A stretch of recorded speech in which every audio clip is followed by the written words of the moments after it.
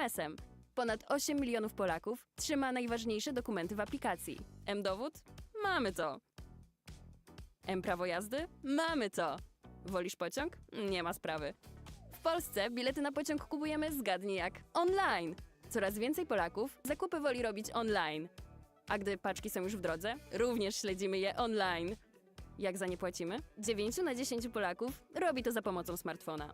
Tak, to absolutnie bezpieczne. Skąd to wiemy? Cóż, fintech w Polsce kwitnie. To my jesteśmy w tym liderem. Bo jak nie my, to kto? Polacy mogą czuć się spokojnie, załatwiając sprawy online. Cyberprzestępstwa czy podejrzane incydenty? Zgłaszamy je online. Powiadomienia na temat niebezpieczeństw? Mamy je online. Cóż, lubimy być świadomi. Właśnie dlatego również uczyć się wolimy w digitalu. Bezpłatny wirtualny dostęp do zbiorów z największych muzeów i bibliotek? Mamy to. Dostęp do szybkiego internetu w szkołach? Mamy to. Nauka dla seniorów online? Wiadoma sprawa. I wiecie co? Chcemy więcej! W ciągu następnej dekady planujemy wniknąć jeszcze głębiej w wirtualną rzeczywistość. A już teraz mamy pierwszą w historii strategię cyfryzacji Polski. Przełomowy krok w naszą cyfrową przyszłość. Do 2035 roku co najmniej 85% Polaków będzie posiadać podstawowe umiejętności cyfrowe. 100% podmiotów publicznych będzie korzystać z elektronicznych systemów zarządzania dokumentami. 100% postępowań będzie prowadzonych elektronicznie. 20 milionów Polaków będzie miało M-dowód. Wszystkie kluczowe e-usługi będą dostępne za pośrednictwem aplikacji M-Obywatel. Sztuczna inteligencja pomoże zdiagnozować 100 schorzeń. Będziemy mieć co najmniej 1,5 miliona specjalistów ICT. 100% jednostek administracji publicznej będzie oferować płatności elektroniczne. 50% firm będzie korzystać z narzędzi AI. Ale to wszystko nie wydarzyłoby się, gdyby nie społeczeństwo, które bycie online ma we krwi. Polska wykazuje wysoki poziom interakcji społeczeństwa z państwem za pośrednictwem technologii cyfrowych. Ponad 45% powyżej średniej. A dzięki duchowi przedsiębiorczości i otwartemu społeczeństwu mamy ogromną szansę na przyspieszenie naszej cyfrowej transformacji. Czas, aby to Polska została europejskim liderem i inkubatorem dla wielkich firm z globalnymi ambicjami wzrostu.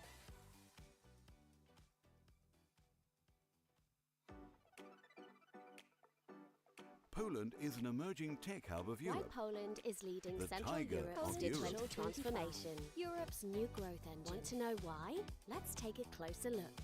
Closer. Come on, zoom in. Yes, on the smartphone. This is where more than 10 million Poles run important errands. We don't like waiting in line, so most of our official business happens online.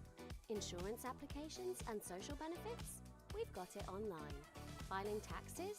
Online, in 5 minutes. Business documents? We keep them online too. Well, you can even start a new business online. Paper prescriptions? We're not fans. We prefer to get them by text message. More than 8 million Poles keep their essential documents in a single app. ID? We've got it. Driving license? We've got that too. Prefer taking the train? No problem. In Poland, you can buy your ticket, you guessed it, online. More and more Poles prefer shopping online. Packages on the way? We track those online too. How we pay for them? 9 in 10 Poles actively use mobile banking. Yes, it's totally safe. How do we know that? Well, fintech in Poland is thriving. We're leading the charge here. What's more, Poles can feel secure doing things online. Cyber attacks and unsafe content? We report them online. Safety alerts? We've got them online. We like to be aware. That's why we prefer education in digital form too.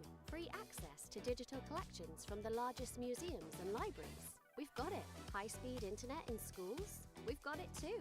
Digital education for seniors? We're on it as well. And guess what? We're not going to stop. Over the next decade, we plan to move even more into the online world. Poland's first ever digitalization strategy is here, a groundbreaking step in our digital future. By 2035, at least 85% of Poles will have basic digital skills. 100% of public entities will operate using electronic document management systems. 100% of their proceedings will be handled electronically. 20 million Poles will have a digital identity wallet. All key e-services will be available through the M-Obywatel app.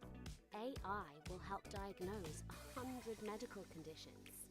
We'll have at least 1.5 million ICT specialists. 100% of public administration units will offer e-payments. 50% of companies will be using AI tools.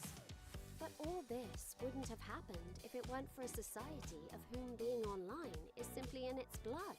Poland shows a high level of public interaction with the state through digital technologies, more than 45% above average. With an entrepreneurial spirit and an open society, we have a huge opportunity to speed up our digital transformation.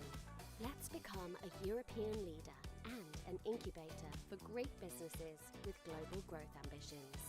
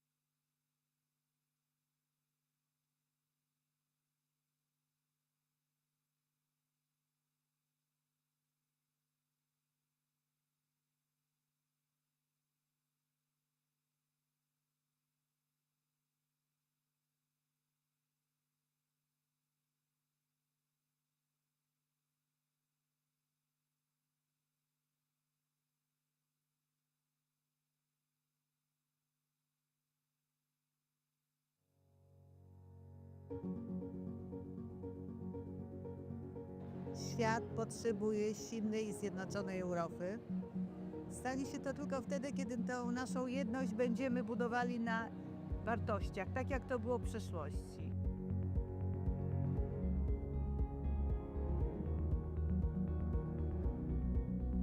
Ukraina jest potrzebna Unii Europejskiej, jest potrzebna Europie, chociażby dlatego, że to, co teraz się dzieje w Ukrainie, ta trwająca już prawie 3 lata wojna, jest wyzwaniem egzystencjalnym dla nas, dla wszystkich Europejczyków. Także Ukraińcy nie walczą wyłącznie o przetrwanie swojego państwa i narodu, tylko tak naprawdę o pewien model życia, europejski model życia, który stworzyliśmy po II wojnie światowej, z którego jesteśmy dumni.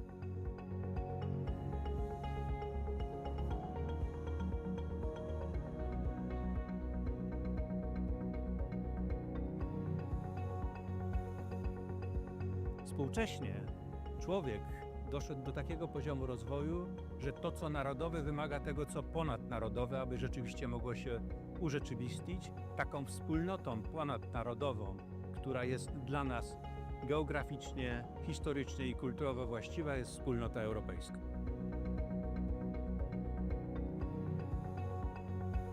Uważam, że rolą uniwersytetów jest wzmacnianie tożsamości europejskiej. Nasi studenci, obecne pokolenie studentów to prawdziwi Europejczycy. Osoby, które znakomicie się odnajdują w relacjach ze studentami z innych krajów, nie mają barier komunikacyjnych, przemieszczają się, są mobilni, no i wchodzą w różnego rodzaju właśnie formy współpracy, integracji ze swoimi rówieśnikami z całej Europy.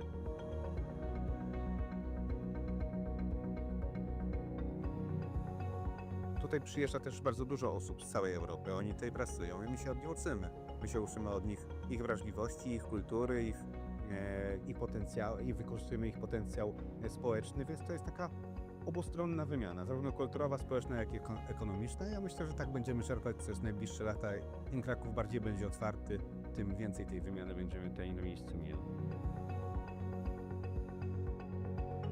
To właśnie w tej różnorodności drzemie siła Europejczyków i jeżeli wszyscy zostaniemy zaproszeni do stołu, do czynnych debat i dyskusji w zakresie tego, jak powinniśmy regulować otoczenie prawne, jak stabilnie je zaprojektować dla rozwoju nowoczesnych technologii, będziemy wygranymi w tym wyścigu.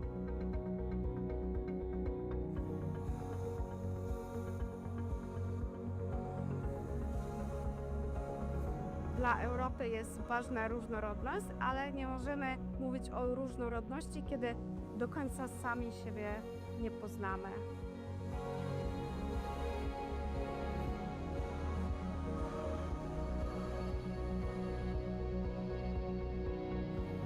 Kultura europejska jest przede wszystkim spoiwem, który pozwoli dzisiaj, w momencie tak wielu kryzysów, które dotykają zarówno Europę, jak i świat, pozwoli na połączenie sił, na wspólnotę i na stworzenie wspaniałych perspektyw i przyszłości.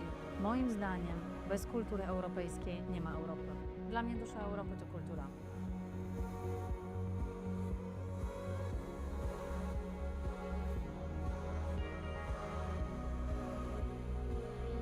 Kultura ma bardzo duży wpływ na gospodarkę.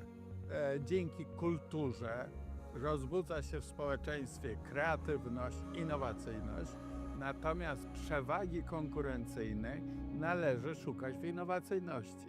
Dzięki kulturze jesteśmy bardziej innowacyjni i możemy odnosić większe sukcesy w gospodarce.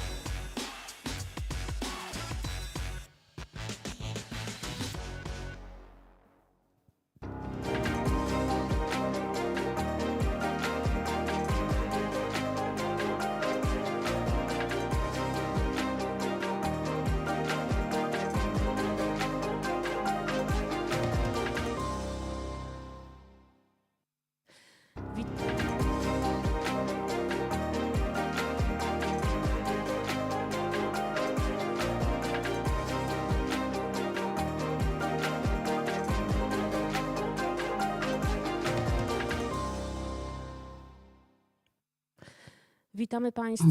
Good morning, ladies and gentlemen. Welcome on the second day of our Congress on Digital Regeneration of Cities.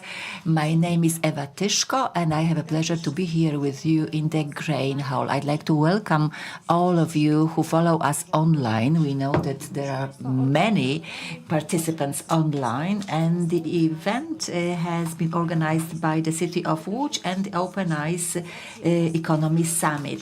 And the partners of the event are the Ministry of Digitization and ING, and also our partners are universities, University of Łódź,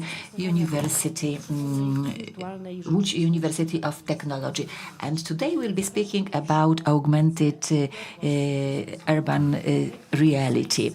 And I'd like to invite the first speaker, Yorgos Chrysantou, Director of the Science Center of Excellence in Cyprus. Hi, everyone. It's a pleasure to be here today at this great symposium. So, as Eva said, I'm the director of the Science Center of Excellence. This is a research and innovation center that was set up a few years ago by 5 academic institutions, the Max Planck Institute of Germany, University College London, and the 3 public universities of Cyprus. And it's under the coordination of the municipality of Nicosia. So at this center, we focus mostly on interactive media and emerging technologies, and we do research in areas like visual computing, virtual reality, human factors, AI, and we run a lot of projects and applications in many different sectors, from e-health to culture to environment and so on. Today I will talk to you about one of the projects that we have, which is possibly the biggest project we have in the center, the Nicosia, the digital twin of the capital city of Cyprus. So, and I will also show how it can be used for by the local authorities for running different scenarios, but also I will show different VR and AR applications that we run. So the digital twin is a platform that brings together a large 3D model of the city, data from different sources like real-time sensors from the smart city infrastructure of the municipality, and then it creates a platform which allows us to run different simulations, visualize the data, and also it provides an API for other third-party users to develop further applications. What's important and relevant in this session here is that it also includes, it links to game engines like Unity and Unreal, so it natively hosts, you can run XR and VR applications. So starting with the data, we collect data with many different ways, from photogrammetry, laser scanning, drone videos.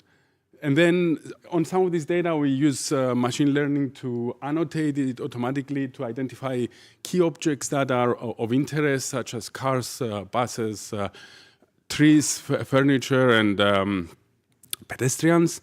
And then this model can be used in the platform. What you see here is the 3D model of the old city of Nicosia, the kind of central Nicosia. And in some areas that are of interest, such as monuments or squares or different areas that we want to experiment with, we have a lot higher resolution than this.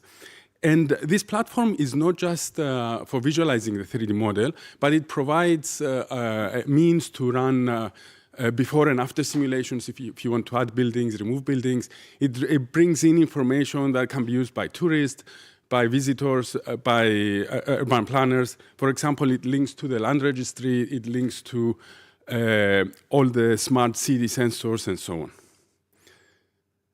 Okay, once we have the platform, then it can be used for different simulations.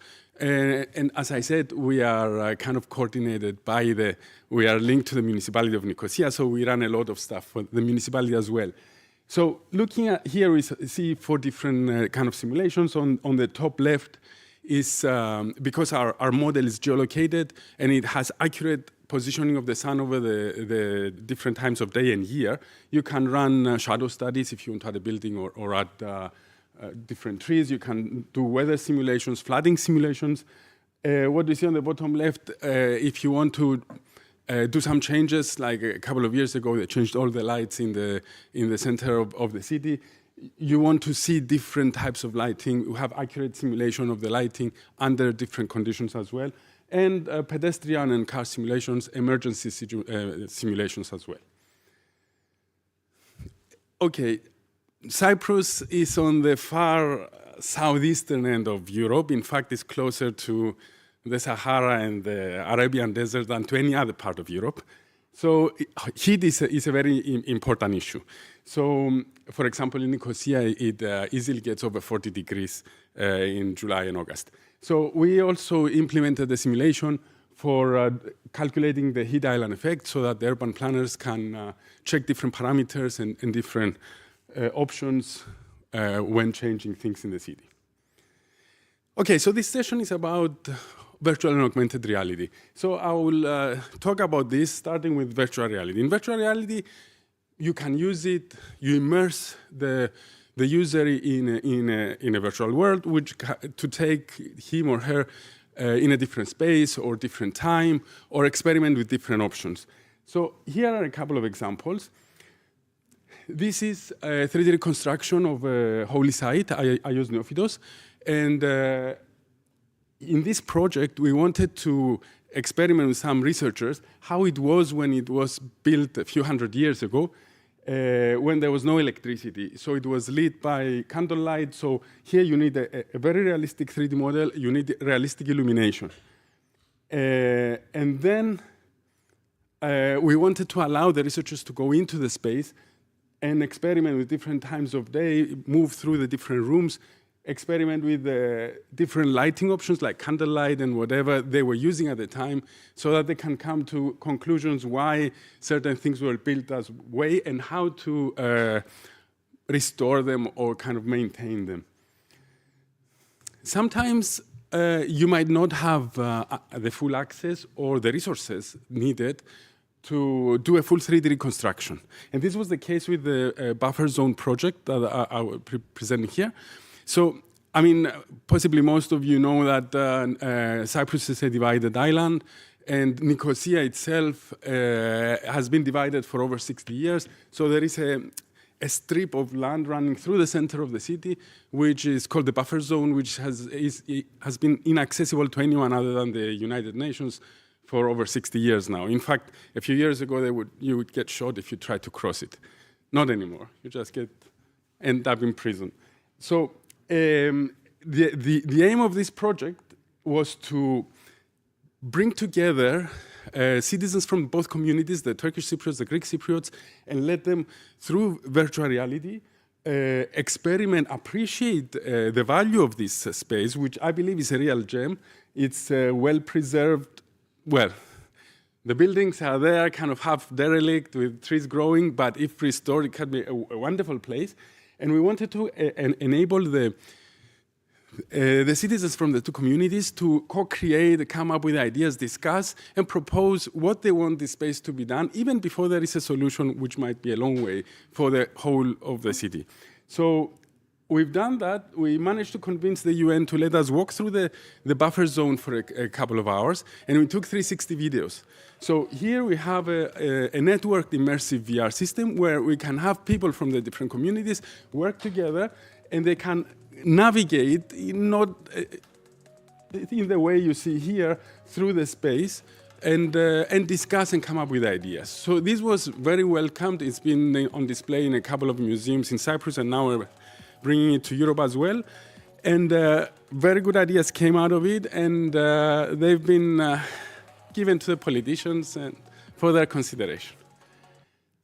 Okay, so in augmented reality, the purpose usually is different. You want to, the user is already in the real world, so you want to either overlay information or, which is the easier, usually the most common case, or add animations and tell stories through the real world. So here, you don't necessarily need an accurate 3D model, but you need to have the features of the 3D world so that you can have accurate localization of your camera. So in this project that you see here, which was commissioned by the Ministry of Tourism, we scanned 20 different fountains in villages near Nicosia, and when you look with your mobile phone at a fountain, without needing any markers, you can see a reenactment of a story, of a legend, using these traditional dragons, which were drawn by a very famous traditional artist in Cyprus. So here, for example, in this specific one, the legend says that if a man and a woman drink water from this specific fountain, they will fall in love and get married, stay together forever. So you can see the dragons kind of falling in love. Okay, in another project which was commissioned by the Bank of Cyprus for a certain anniversary, they asked us to make these two statues that are standing in front of the Archbishop's Palace say a poem, recite a poem about a specific anniversary. So we brought in artists, we scanned the statues in a lot of detail, and then we brought in artists, a male and a female, and we tracked their movements, like you see at the bottom left, and then we retargeted the movement of the face onto the 3D scan of the statue, and then we placed this talking head on the statue itself. So here you see the male model and the female one. Okay. Then we wanted to see if we could, to challenge ourselves a bit more. So what if we try kind of push the boundaries of current technologies and try and bring augmented reality and virtual reality together in the same space.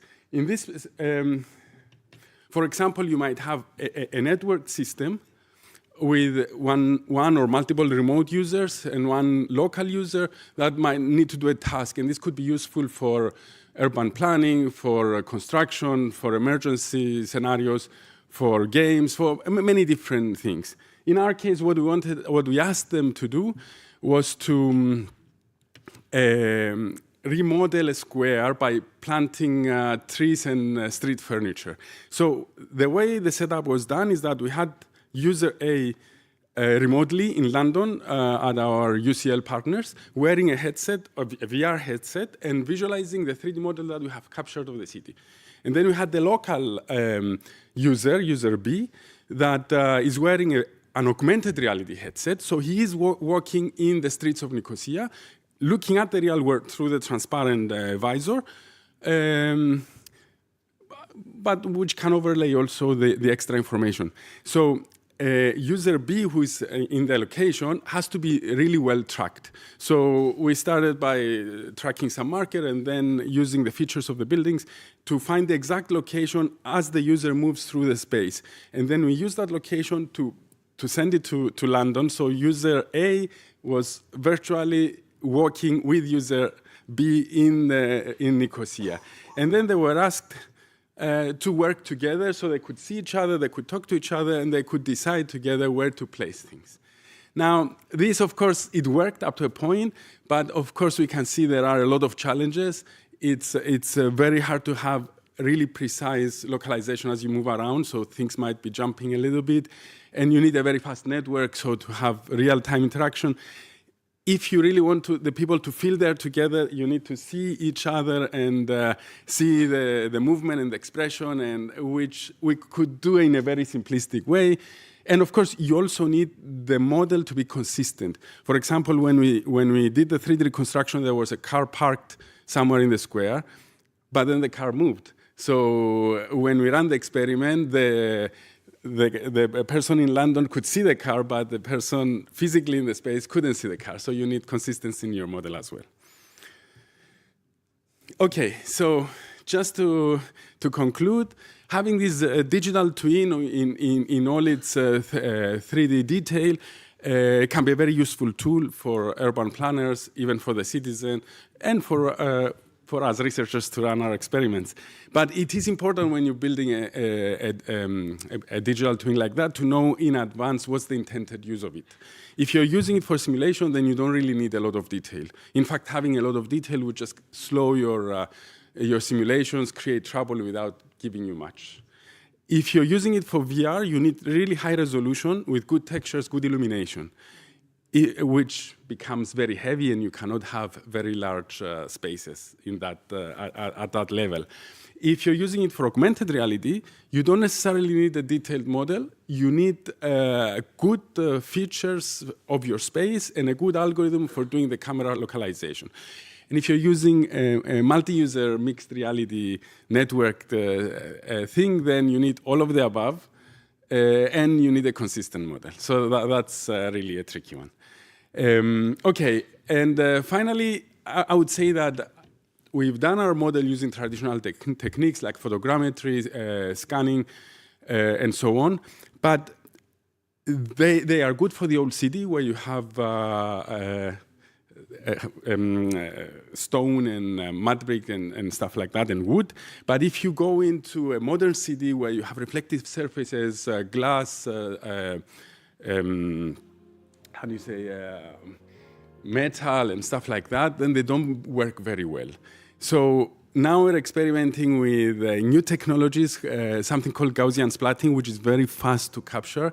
And after you train it, it can give you really, really high no, this is still training. This is the result. It gives you very high resolution with reflectance, transparency, and so on. So that's all. Thank you for your attention. Happy to answer any questions.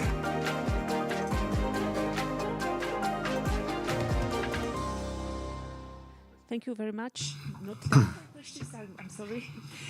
Proszę Państwa, przed nami panel Rozszerzona miejska rzeczywistość. Ladies and gentlemen, panel Extended Urban Reality, moderated by Błażej Filanowski, University of Łódź, with the participants being Zuzanna Kastrzyk-Molenda, dancer, choreographer, and dance teacher, Artur Modliński, University of Łódź, Jagna Pomorska, Connected Realities, and Andrzej Urbańczyk, Orange 5G Lab.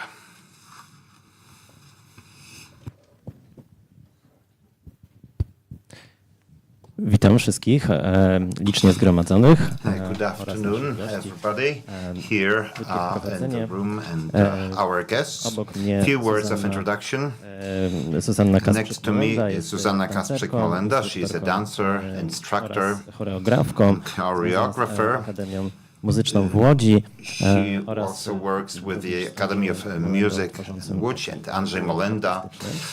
They form an artistic duo.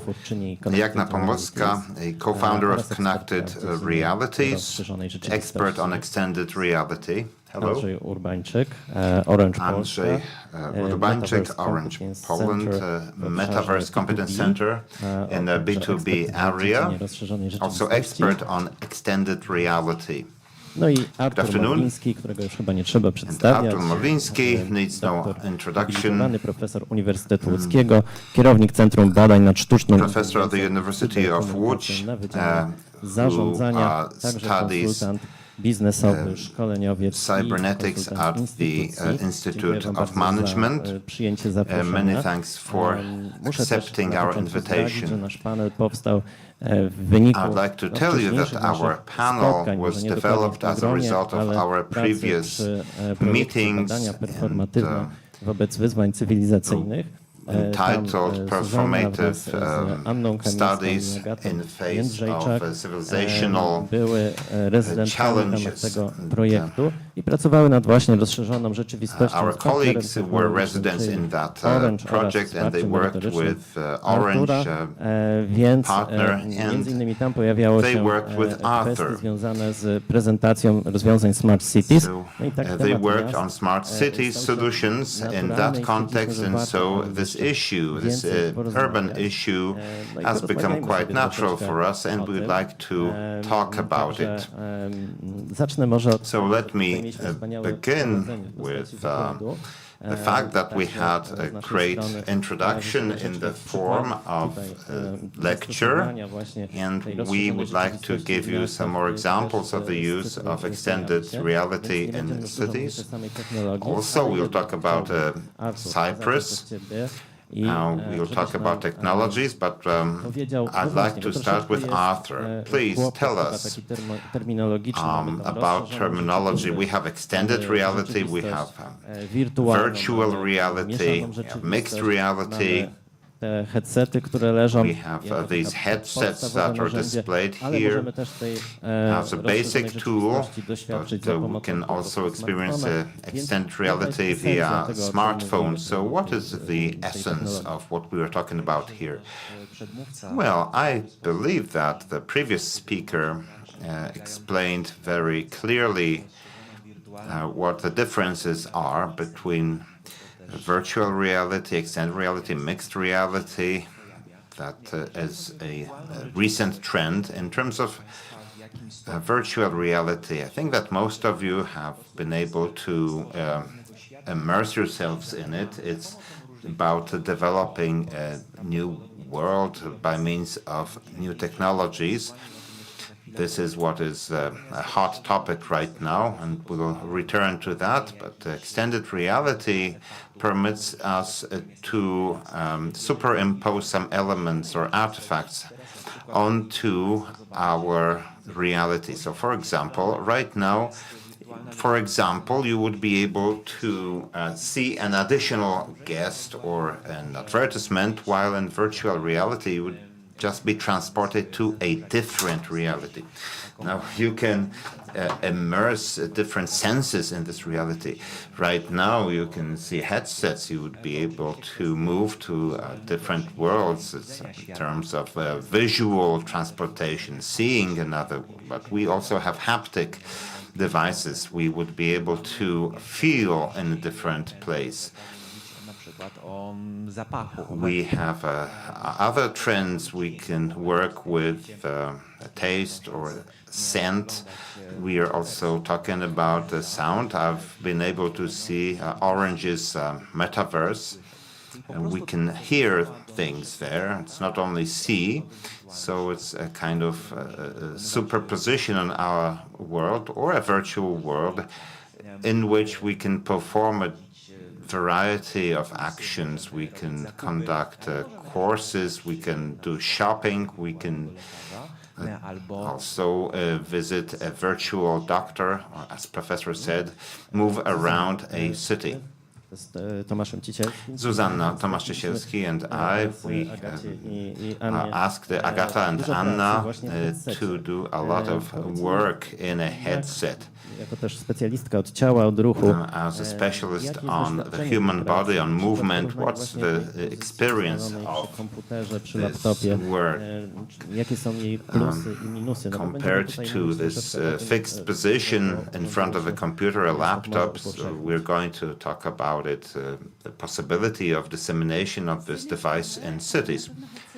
Well, on the one hand, a headset gives you an opportunity to move around, and that's great.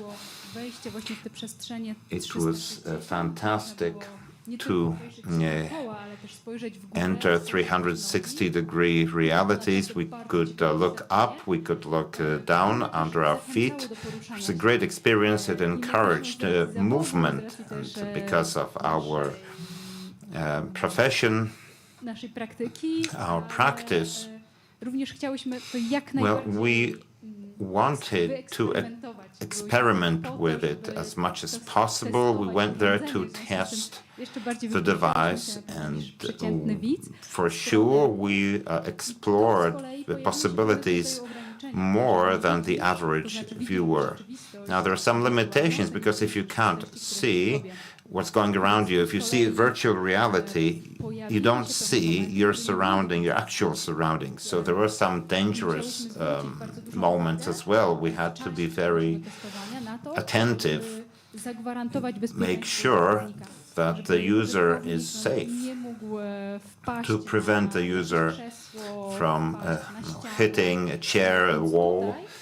So on the one hand, we saw some limitations, but we also thought about them as opportunities. On the other hand, most applications, from our perspective at least, was designed for sitting users. So there is a paradox here. On the one hand, we have a tool designed for us to enable movement, but on the other hand, the headset is rather heavy. You will get tired wearing it. So actually, taking a few steps, well, actually you would have to have a huge room to move freely in space. If you wanted to feel, you don't have limitations. So actually, physical limitations were reflected in virtual reality, and so as a result, we often sat on stools and used controllers to accelerate our work and to be safe.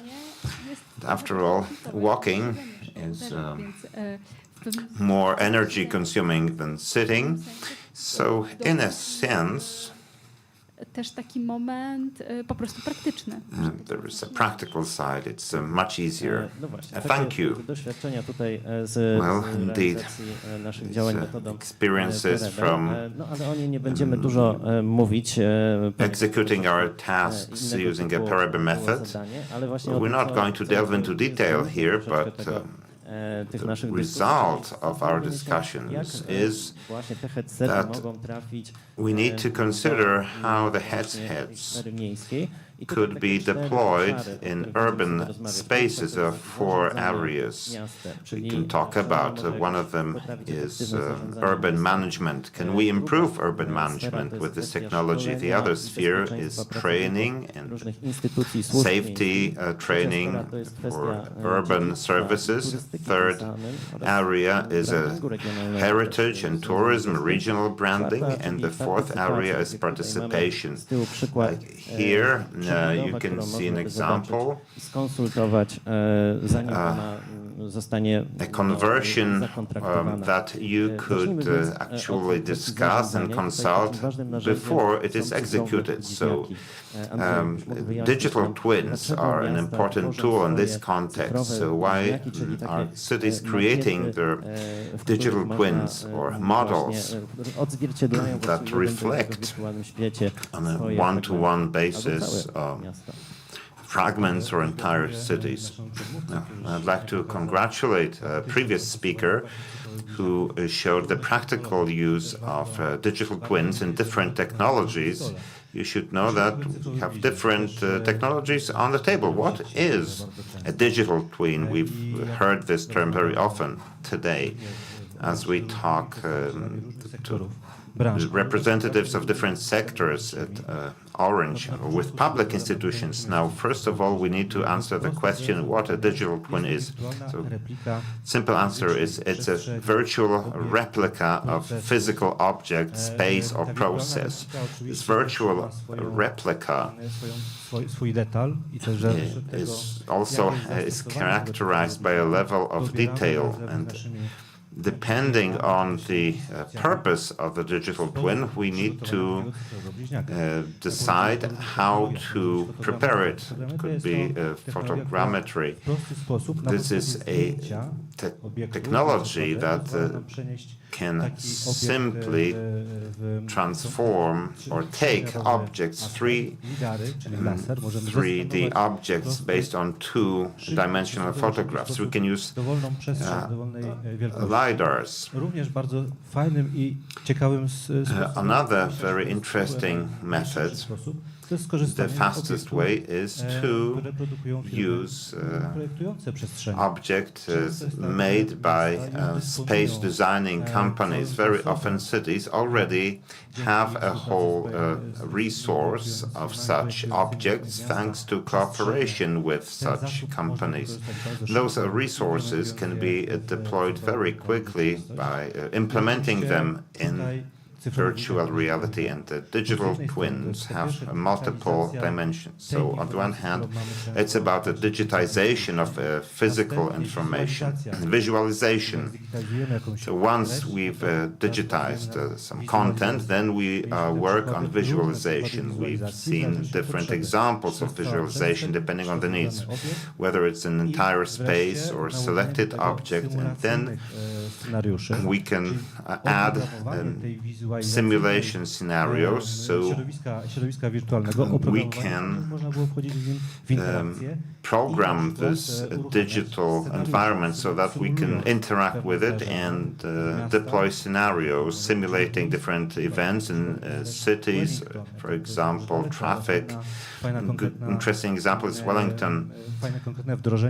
Interesting implementation.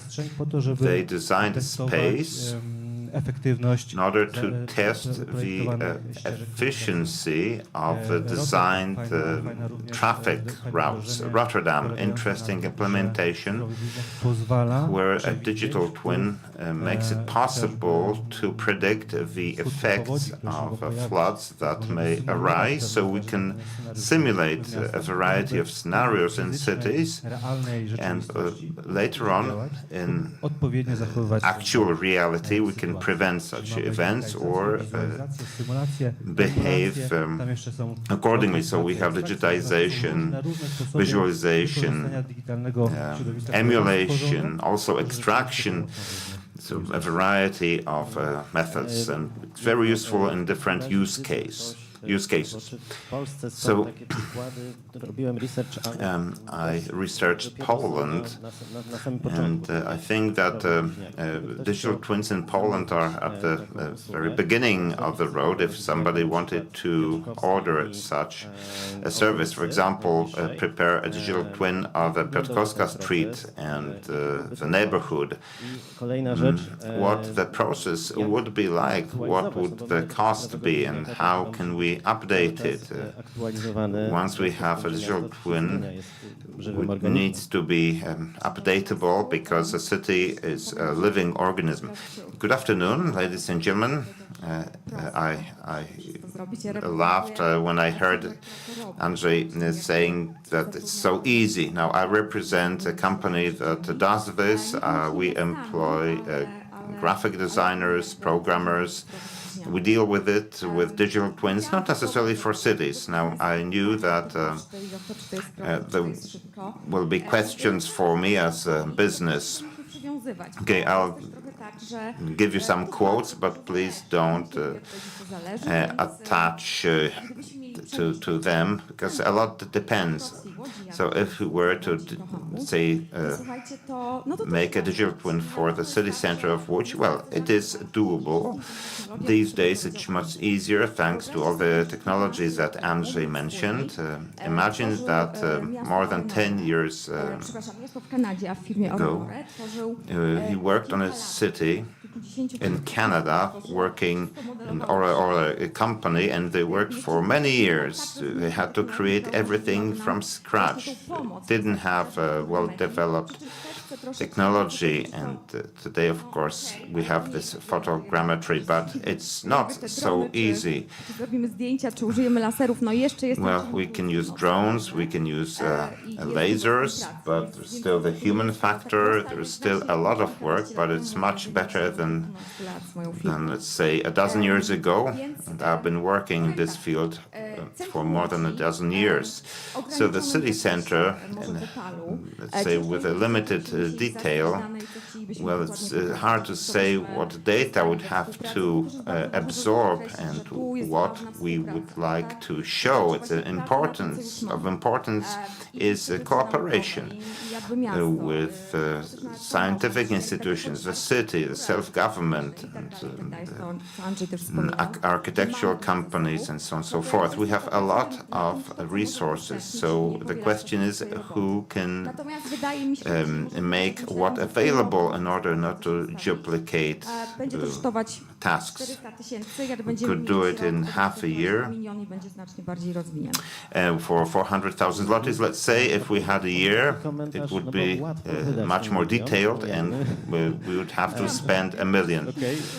Okay, so Arthur, it's could spend that 1 million at Jagna's company. Oh, not only my company. Okay, so how can institutions use it? How, for example,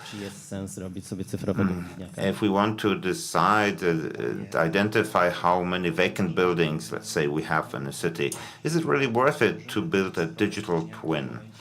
Well, indeed, we can have a digital twin for an existing city, but there is a trend in Saudi Arabia and China. Together with the development of a new city, they create digital twins simultaneously, and so it's very interesting how technology itself affects the shape of the city. Depends on the size of the city, the potential problems, so on and so forth. The culture, for example, openness. In studying human technology interactions and introducing technologies to say operating environments, it's not only about money. Frankly speaking, I expected a much higher quote from Jagna, but the issue is preparation, openness, and why, the objective, why I'm doing this. If the technology is not adopted by workers, that's mostly because they resist change, they fear change, can sense risk. They're not sure about what change will do to them.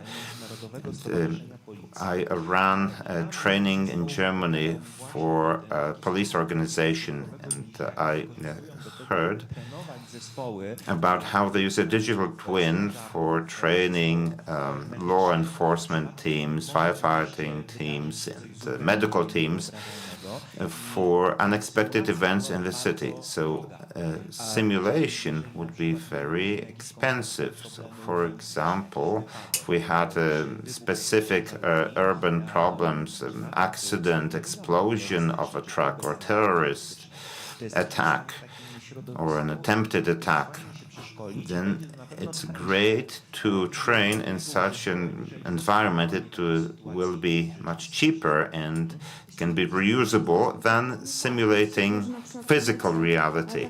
Well, exactly.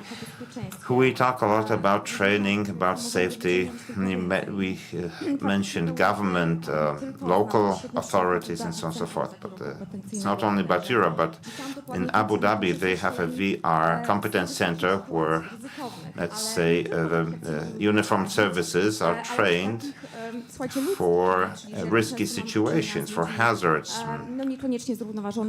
Also, we sometimes deal with people who are, let's say, imbalanced, who have some social problems. We can practice in virtual reality, so it's great for learning things that we are afraid of, that we don't really want to experience, but to be able to respond to a crisis situation, it's great to be trained in an immersive situation.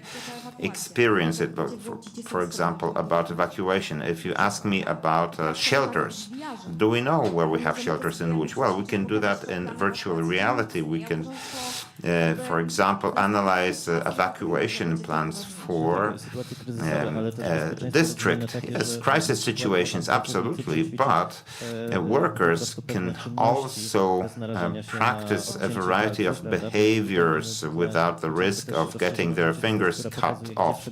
So, let's say here you can see where the pipes are. We can be more efficient at digging them up if need be.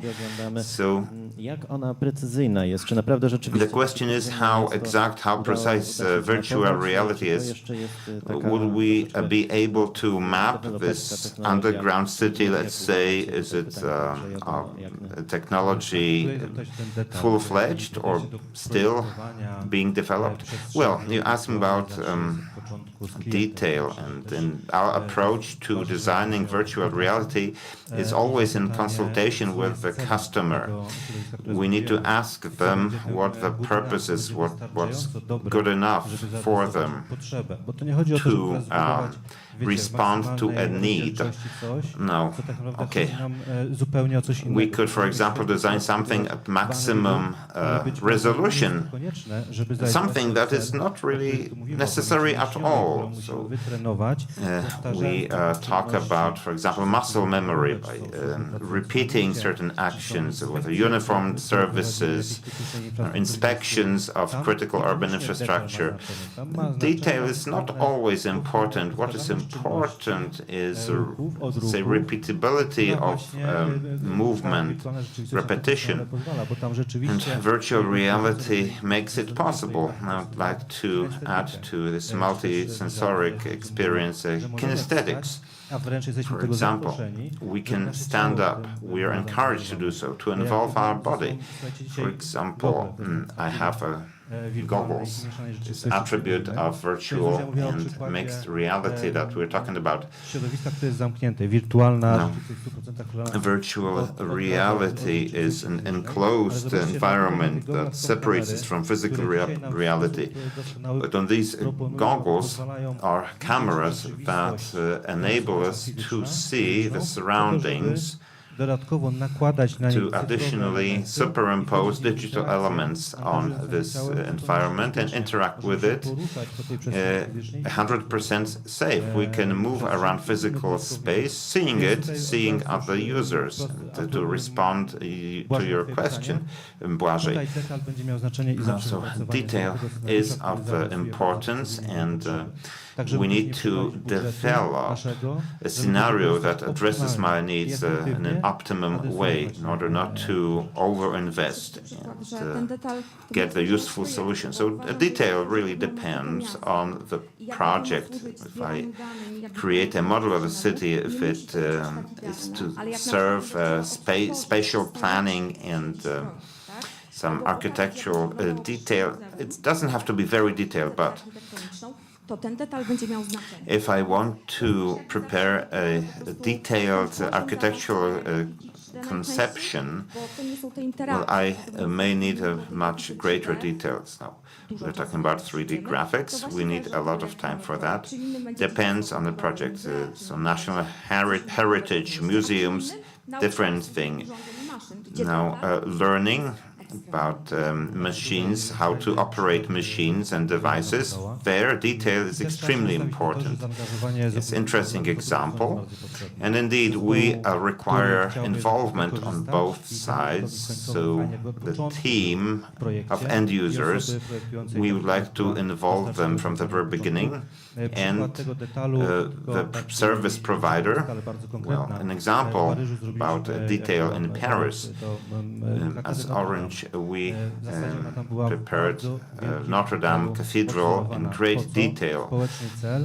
Now, why that detail? When it burned, 60,000 inhabitants of France and other tourists visited this virtual Notre Dame model, and they learned about the need to reconstruct it, rebuild it. That is an example of a deployment of virtual reality in an urban environment. Thank you very much for this example. In the background, you can see a lot of projects that map Ja się zastanawiam tutaj z takiego cultural heritage. From an economic point of view, a question for Arthur. What do you think? On the one hand, it's a great thing, and on the other hand, from the perspective of city management, perhaps it's not about Paris or New York, but about smaller cities with one great monument. People will choose a VR trips rather than going to there directly, and local area may lose tourism. So is it a threat or an opportunity, or both? I see only positive aspects, because this virtual environment gives us a feeling of certain emotions and may encourage us to go and visit the place in real life, looking from point of view of our current condition of tourism. I'm not a specialist in tourism, but I'm sure that you often listen to what's going on in Barcelona, in Venice, in cities which are very popular tourist destinations, and about limitations that these cities want to introduce. But I also see that in the context of excluded people, well, those who cannot go there, well, like people with disabilities, they may feel differently. They may feel better because they can go on a virtual trip. And I think that the question is, well, whether it works. I'd like to recommend a book that is available to Polish readers, Jeremy Bylands on virtual reality, and he shows there that the US Army uses virtual reality to cure and treat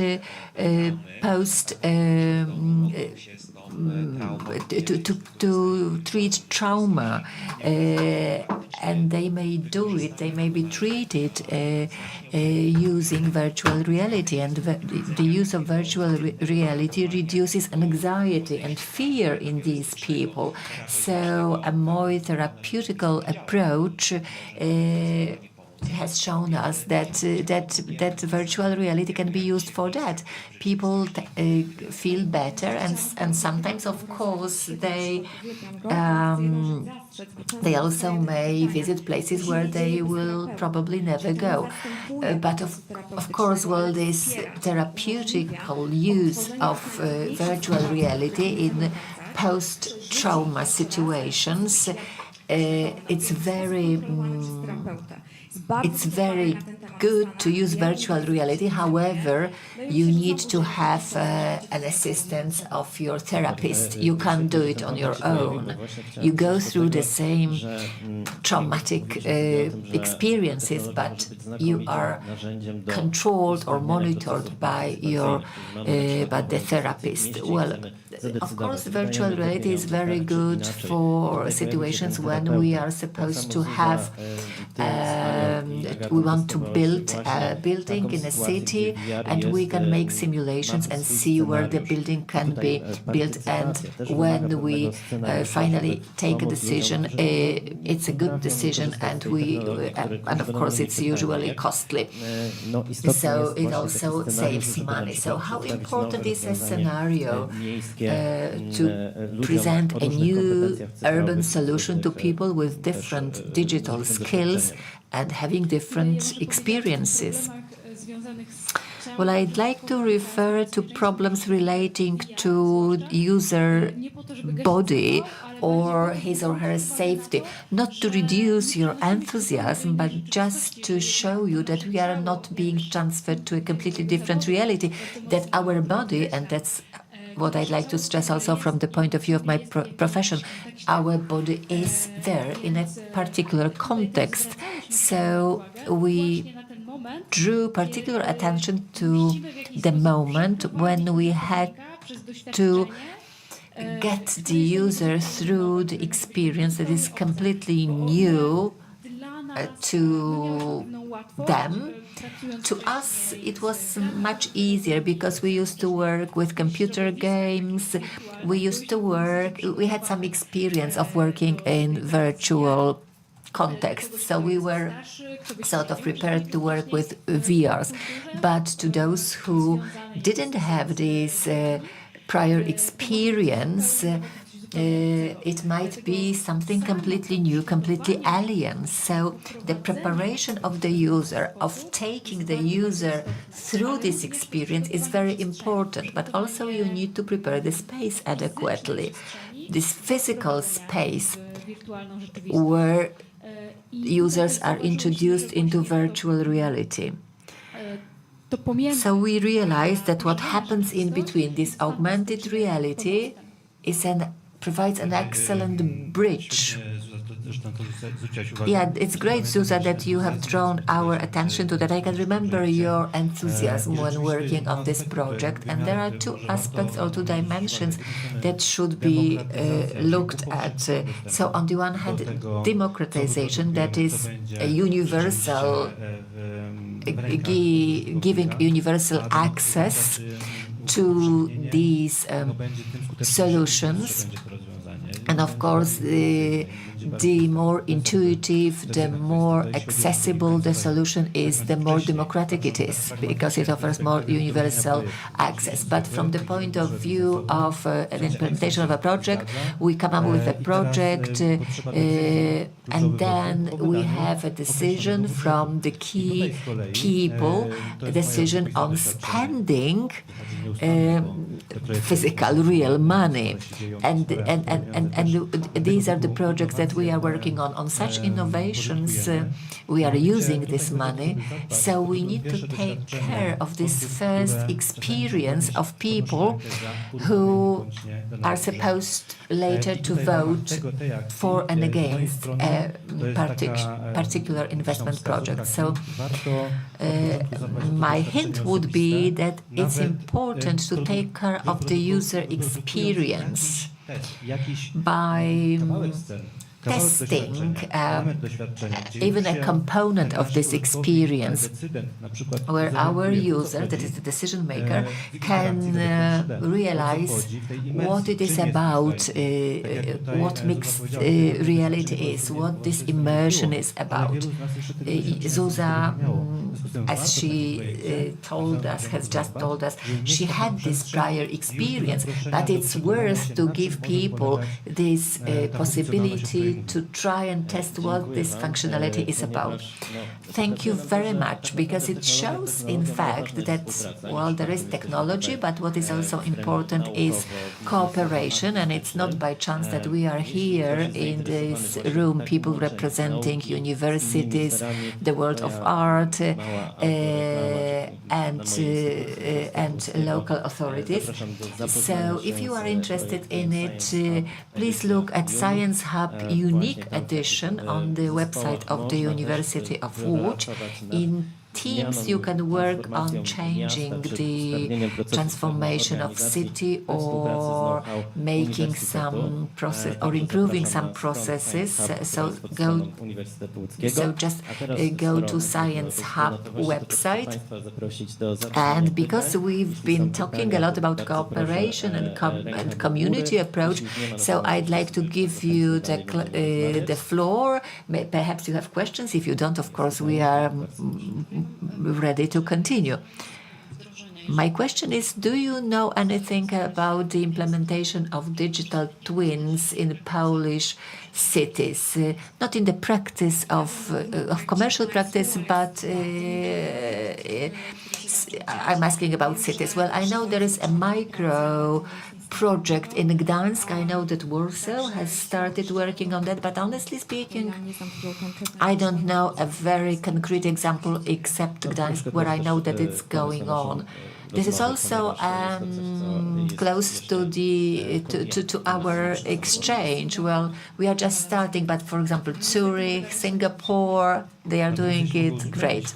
But if I could add my experience, I've had several dozen talks with organizations, different organizations, where I can see increasing interest in this technology.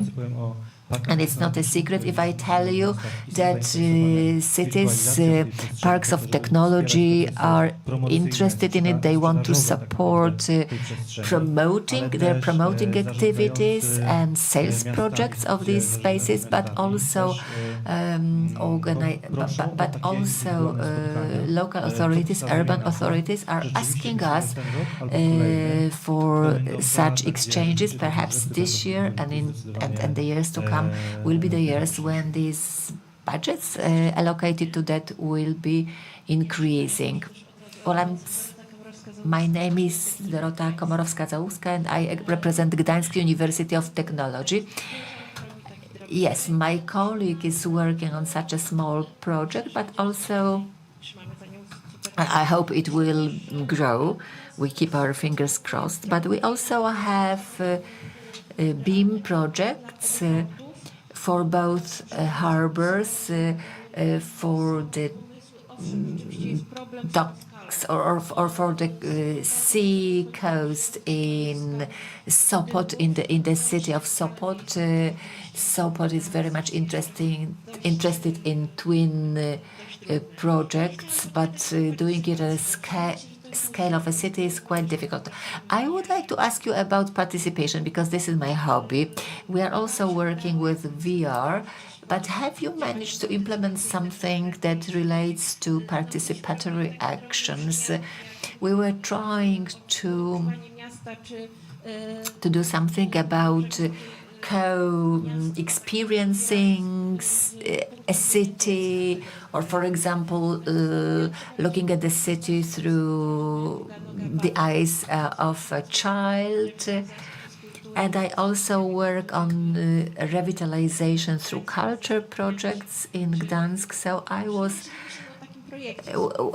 we are thinking about such a project. Could you provide any inspiration to us? Well, I have an inspiration, probably not one-to-one, but when I worked with a museum in Lublin, the assumption was that, of course, the local authorities had to agree on that, and we were greatly helped by that we transferred the whole architectural idea to virtual reality, because the project was supposed to take place in the historical part of Lublin, and that was very effective. And a waterfront project in Gdynia, right at the sea. We created the virtual world to show them how it will get incorporated with the urban tissue. I'm not an urban planner, I'm not an investor, but I know that that this approach helped them, and this immersion that we are always referring to allowed them to see what it will look like, and there were comments, remarks, adjustments that were being made, and it also worked. And you could see also some excerpts from the footage Berlin 2037. This is an artistic project, maybe not for very deep urban consultations, but it shows how you can transform a city, adapting it to climate change, to offer better municipal transport or better solutions for bicycle routes.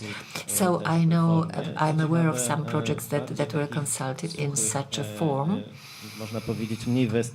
Perhaps in not very aesthetic versions, well, but that was done in purpose. We didn't, because the authors didn't want to give people an idea that, well, that something very sophisticated will be created here, and then in real life, when it's finally materialized, it's nothing special. So that's also important. Well, I'd like to add, if I may, because there is a very interesting area where cities, I think yesterday we talked about it in some panels, well, going smart in cities, well, learning about what's going on in the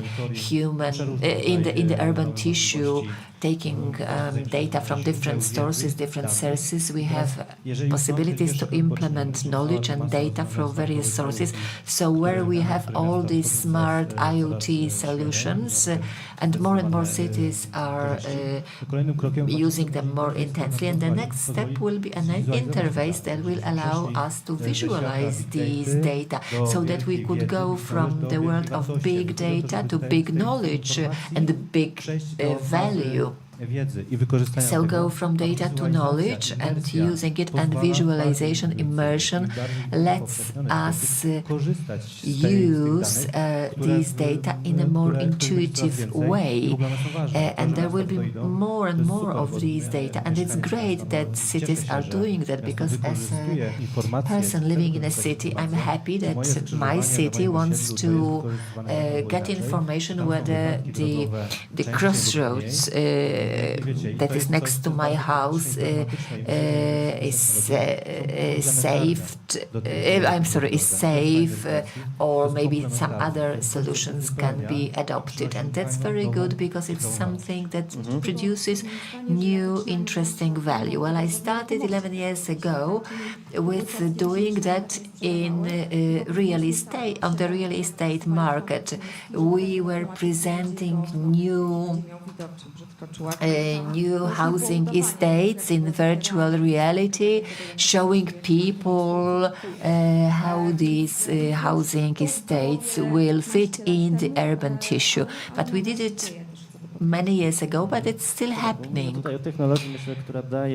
Yeah, we are speaking about technology which offers very big opportunities in different areas. I think that this technology helps us meet probably different than the meetings that we have and interactions that we have on the social media or in virtual reality. This is an inspiration also for joint activities, and I'm sure that it will combine these realities rather than create different realities that will attract us like these dystopian visions from big text, that we will all meet, sit side by side in the headsets, being at the same meeting in one room but separated from one another. I hope it will never happen.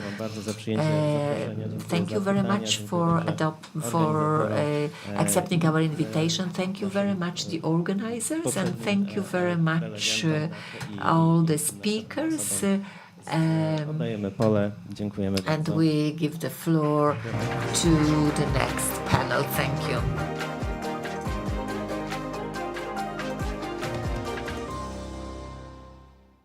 Dziękujemy bardzo. Thank you very much. I know that there are more questions that you'd like to ask. I'm happy that we haven't exhausted the subject completely. I hope there will be opportunities to have direct exchanges. And now we have a session during which we will see a virtual reality session in stress reduction. Grzegorz Woliński, Dorota Kamińska from the Łódź University of Technology. I must tell you that yesterday when we were here on a session related to accessibility, and it turned out that we couldn't show what is available in VR session because there were some technical limitations. But that was yesterday, and today we are ready to show you what we are doing in stress reduction and how we use virtual reality for that. My name is Dorota Kamińska. I work at the Technical University of Łódź together with Grzegorz Woliński. We form Voxel Research Lab. W głównej mierze zajmujemy się technologiami It's a laboratory where we deal with immersive technologies primarily, so with universal design, human design, machine learning. Tylko i wyłącznie jakimś All pokazaniom. works all together. Prowadzimy również badania, dlatego te So we conduct research, and so all of these elements are very important for us. And we've conducted a lot of projects related to virtual reality from 2016. We're still implementing such projects. Two of them are related to stress reduction. We're not going to repeat the VR definition, because I'm pretty sure you learned about it during the previous presentations. But let us begin with VR is not a very new solution. Datuje się na 1968 rok. The first VR dates back to 1968. Bardzo ciężkie. It's a very heavy solution. Hełm był bardzo ciężki. It's a very heavy helmet dużego ramienia, attached to a large arm, thanks to which person could wear it. Obviously, the visual element was not very advanced. It was kind of rectangle or W zasadzie było to perimeter of takie rozwiązanie AR-owe bardziej niż VR. Tak, dokładnie. The rectangle was more like AR rather than VR. Komercyjne rozwiązanie to pojawiło się chyba The more commercial solution 95, czyli 30 lat temu. Arrived in 1995. This is the first goggles. They have nothing in common with today's solutions. Okay, let me stand at the center so that you can see better. Now this is our gem chętnie właśnie our kupiliśmy collection. taki We eksponat z Japonii, purchased po to, żeby this pokazywać exhibit from studentom, Japan jak to wyglądało, show these to students wirtualna rzeczywistość, how jak wyglądała virtual reality 30 lat temu. was, Naprawdę, what it jeżeli looked like teraz 30 używamy years jakichś ago. urządzeń, no to If jest we po use prostu, devices today, niesamowity skok it's a naprzód. great W leap zasadzie forward. to urządzenie Basically, praktycznie nie this przypomina, device zupełnie takiego is rozwiązania not VR-owego similar dzisiejszego. to today's Jak ktoś VR będzie chciał solutions. So spróbować if zobaczyć, you to want to po naszym take a shot, you pokazie can możemy uruchomić. Jest to działające urządzenie. we can turn it on. Pograć na Mario. You can play Jeszcze Mario. wspomnę, że jest to urządzenie od Nintendo, nazywa It's się a Nintendo Virtual Boy, a device called zostało Virtual ono Boy, szybko skrytykowane and i it was wycofane z quickly produkcji. Dlaczego? criticized Dlatego, że and przede wszystkim ono stoi na takim stojaku, production który, stopped. First of wymaga all, od nas jakiejś it dziwnej pozycji stands głowy, co jest on bardzo niewygodne dla a stand that A druga requires a rzecz to strange jest position związane from the user. Generalnie And z then wykorzystaniem czerwonych LEDów, tylko i wyłącznie It uses only red LEDs, tylko i wyłącznie so czerwone. whatever we see is Może pokażę, jak to exclusively wygląda red. z tym stojaczkiem. Okay, let me show you this stand. To obsługuje się w ten sposób, że Okay, można sobie so tak postawić, you w can zasadzie tak się patrzy. place it there and you look Sami państwo inside. widzą, So że as to you can zupełnie nie see, przypomina, it's not anything like a modern solutions. W 2012 chyba była premiera 2012, I think, pierwszego Oculusa. the first Oculus was released. Tak. I wtedy zaczęło się taka walka na rynku. And kind of competition started at the market in Oculus company, HTC. It's also Lenovo, other companies launched their solutions, and initially they were spatially limited. These days they're much more available. You can walk in them, cover larger distances. Initially you had to connect them to a computer. This is one of the first devices. W tej chwili, jeszcze nawet do tej pory używamy Pro w takich sytuacjach, kiedy w zasadzie this is not a Pro version. We only use a Pro version when we use a static experience. You can see a cable that needs to be hooked up to a computer. So, and this takes place on a workstation and VR goggles. Basically, are used as a movable monitor. And these goggles are equipped with a location device, so that the user, the device knew where the user's head is, where the controllers are. Tych wszystkich klamotów mam tutaj strasznie We dużo. have a lot of equipment here, a lot of clutter. To znaczy cała lokalizacja odbywała się z wykorzystaniem, The location was done powiedzmy urządzeń, które by means of devices that emit infrared light. W ten sposób lokalizowane jest zarówno położenie. That is how the location of the goggles was determined, as well as the location of the controllers. It's a very clumsy solution because in one area you can't have more than one device, and in addition, you need to surely hang these devices somewhere on the wall to be able to locate the users. Usually the work areas 4 by 4 meters. Well, you can get a little more, but it's not a large area. No i niedawno doczekaliśmy się takich okularów. Recently, o redukcji stresu, to może ty teraz.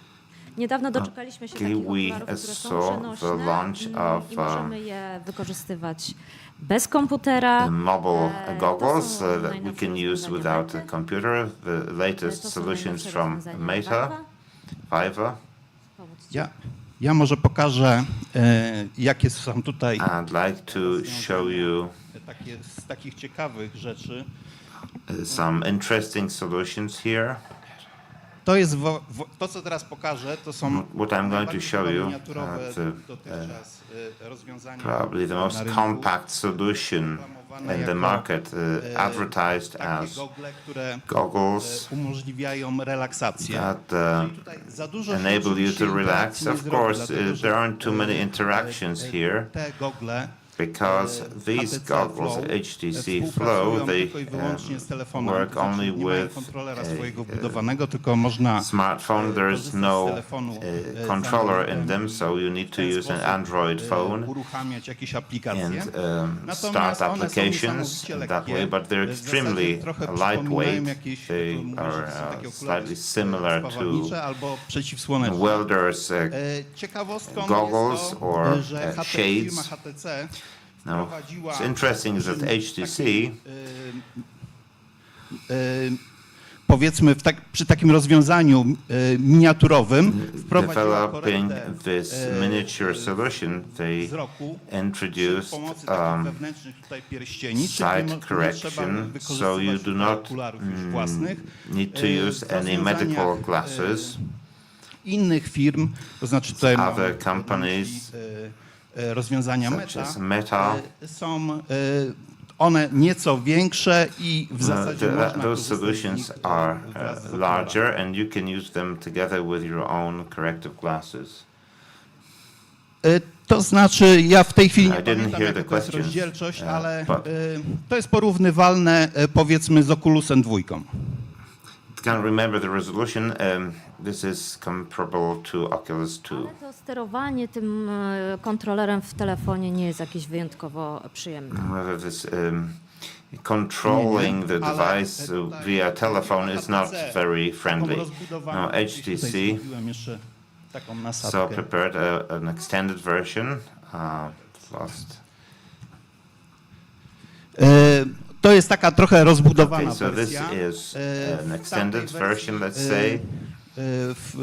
Powiedzmy w tych okularach Flow nie mamy baterii. Tutaj jest didn't have a battery here. You can see a rather large battery at the back of the head. Rozwiązanie jest bardzo zbalansowane, to znaczy this way, this device is well balanced. Jest to już mniej not rozwiązanie, ale fajnie, let's say że biased można forward, tą baterię sobie odpiąć. So it's a slightly less useful. You can detach the battery. Jest znacznie lepsza, to jest model Elite.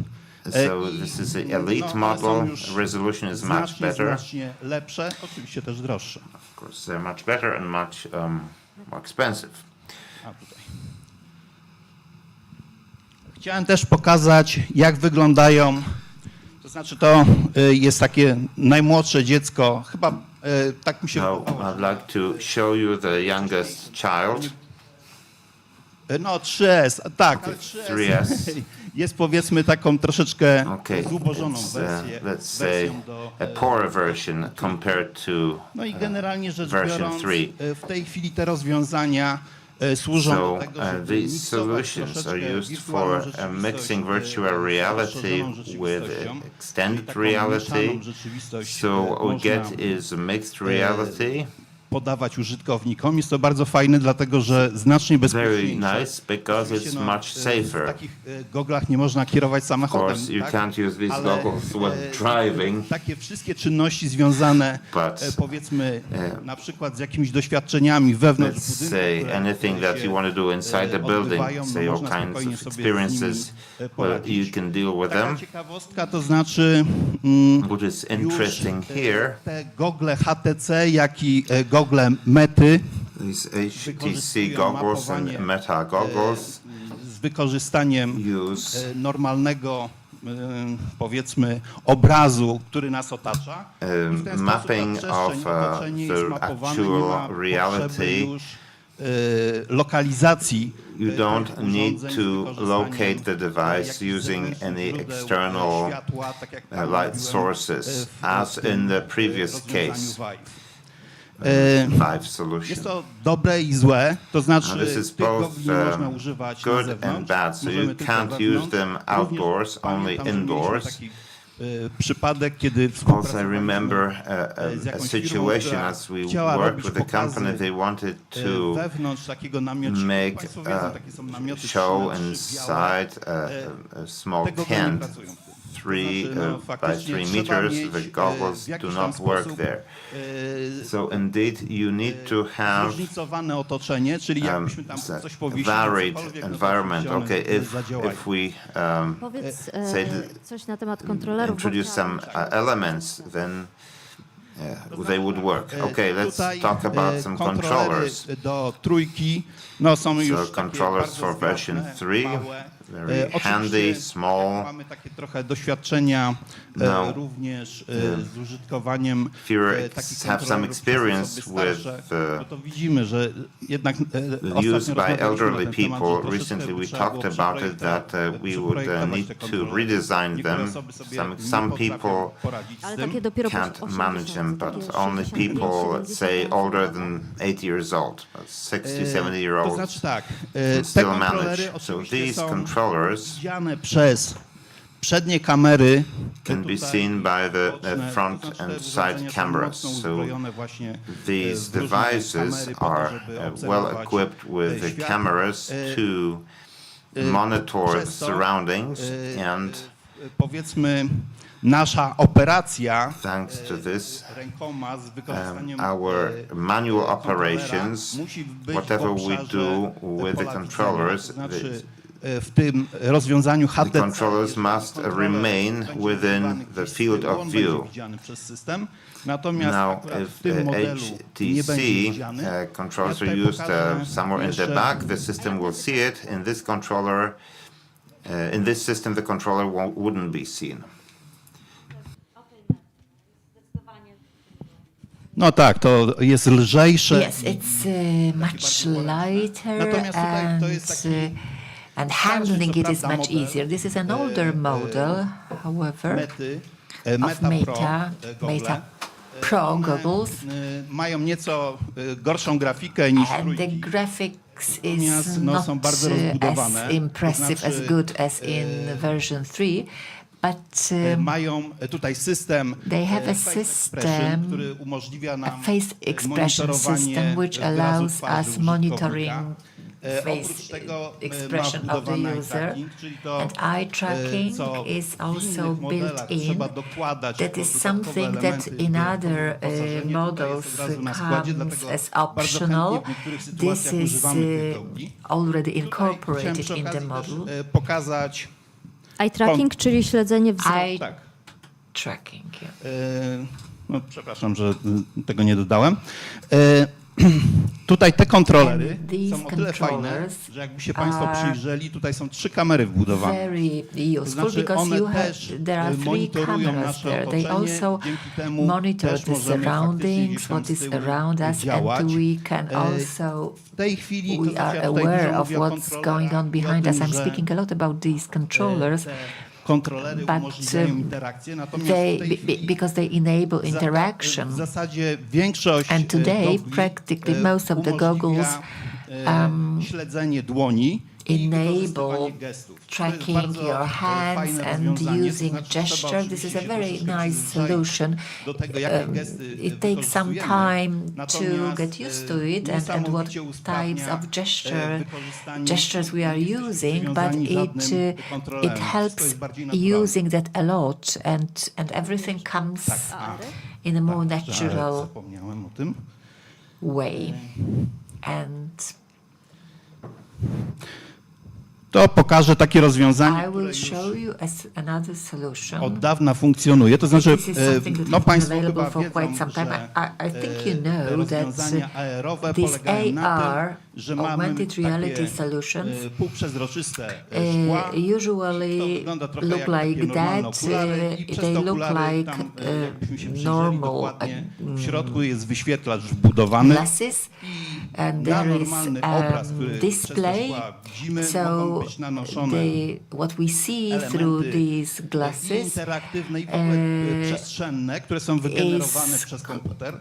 Supplemented with computer-generated pictures, visions, Te There gogle is są also a uzbrojone battery również w inside. szereg These goggles kamer, also które have umożliwiają many cameras mapowanie which otoczenia. allow I for generalnie rzecz biorąc tutaj mapping bardzo of fajne takie the environment, of the surroundings, aplikacje można sobie zbudować, and you które can build applications integrują się z which rzeczywistym otoczeniem. To integrate znaczy with są na the przykład real dostępne life na ten model surroundings. Magic Leap, So for rozwiązania Magic Leap, takich aplikacji, gdzie w jakiejś grze na przykład so for jakieś example potworki nam ze in ściany a wychodzą i tak game dalej, you czyli see po prostu monsters coming mapowanie out tych of ścian the wall. So można przenieść do wall aplikacji w mapping ten sposób, że can be faktycznie transferred te into the elementy application, rzeczywistego otoczenia and these współpracują z tą grą. real Także to jest surroundings naprawdę work fajne. together with Tutaj the do game. Magic And what Leapa is jest używany the jeden Magic? So kontroler. Magic Clip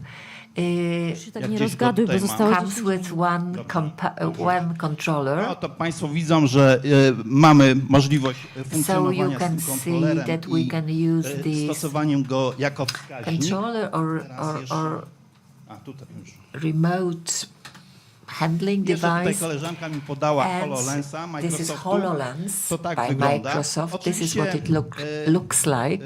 W założeniach te rozwiązania są bardzo fajne, natomiast these are very my good tak solutions szczerze, aż when tak you look bardzo at nie these korzystamy assumptions, z but typu honestly rozwiązań, speaking, we dlatego, don't że use pole them so widzenia often because the jest field of stosunkowo view wąskie. is relatively narrow. W tej chwili raczej wolimy So right te now rozwiązania, we które tend to oferują use na przykład, solutions offered by powiedzmy Meta or z Questem trójką. Quest 3. Aha, tutaj już możemy And here wchodzić w we interakcję tylko i can wyłącznie z wykorzystaniem interact gestów. only Chyba też by using gestures and No tak, tak. Więc and nie ma also kontrolerów. eye tracking, so you don't have the controllers. So now let's go to the main subject, that is VR as a tool for stress reduction. We wanted to offer you personal experience, but it's not impossible. Well, we started in 2020 before we had we began to study that, but in 2022 when we were receiving first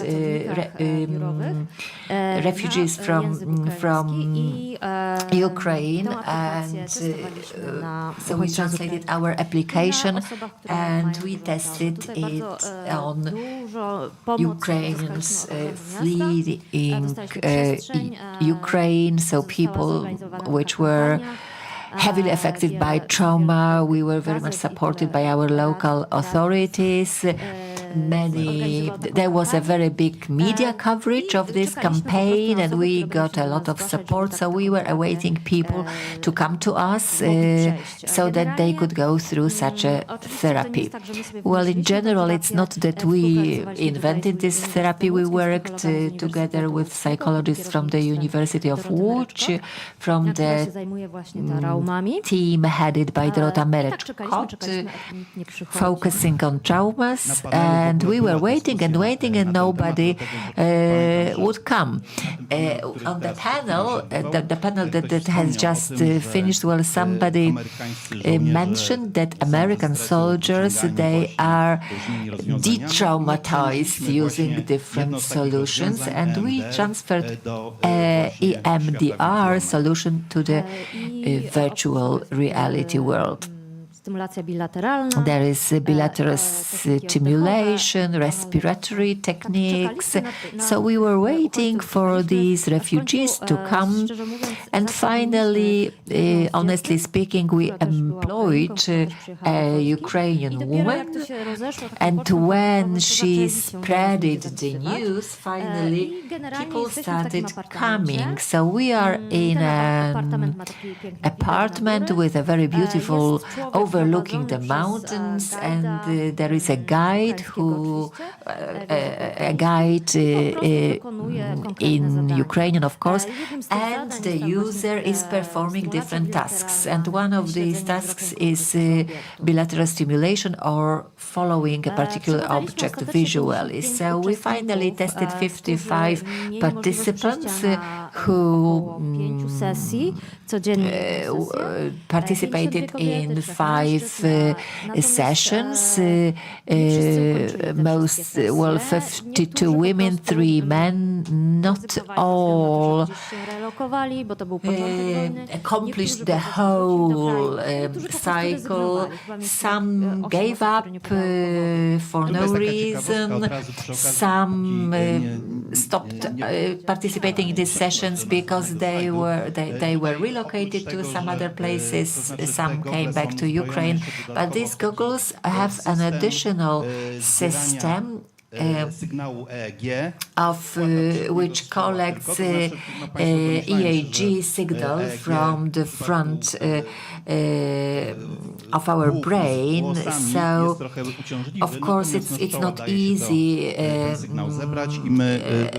because the signal from brain is the best available or accessible through the whole forehead, because on the rest of the head there is hair. But of course, it changes. The signal changes depending on the emotional state.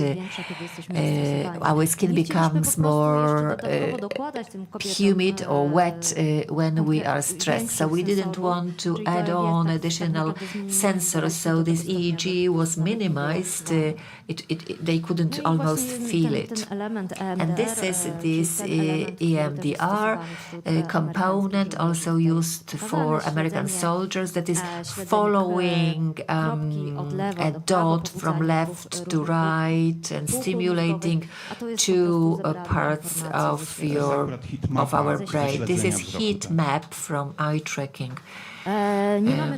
We don't have time to show you the video content, but we were visited by BBC, and I think I'll proceed to our next element. We have still 4 minutes. VR Xeni, that's another project, and it was funded from Erasmus+. And this was a project that we have just completed it. We wanted to make it possible to our students to relax, because we have many students from Ukraine, but students in general are very stressed. And increasingly more often, they feel overloaded with work and they need psychological support. During the COVID pandemic, many students gave up their studies. They dropped out from the system. It was quite problematic also to people in the spectrum of autism.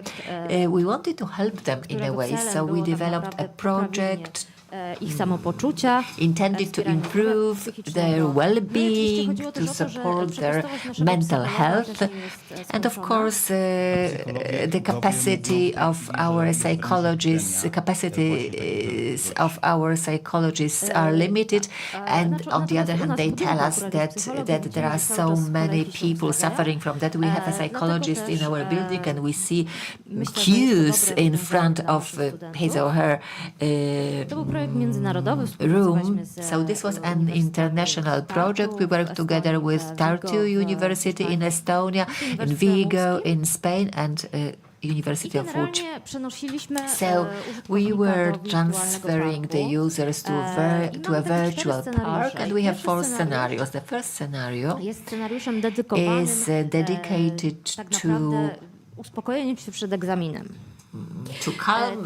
people who want to calm down before an exam. So you go to this virtual park, there are birds are singing, water is flowing, there is a fountain, and the atmosphere is very nice. But this park is not very beautiful in graphic terms, but it's very easy to cheat your brain in virtual reality. We don't need a lot to feel that we are somewhere else and that this is a park.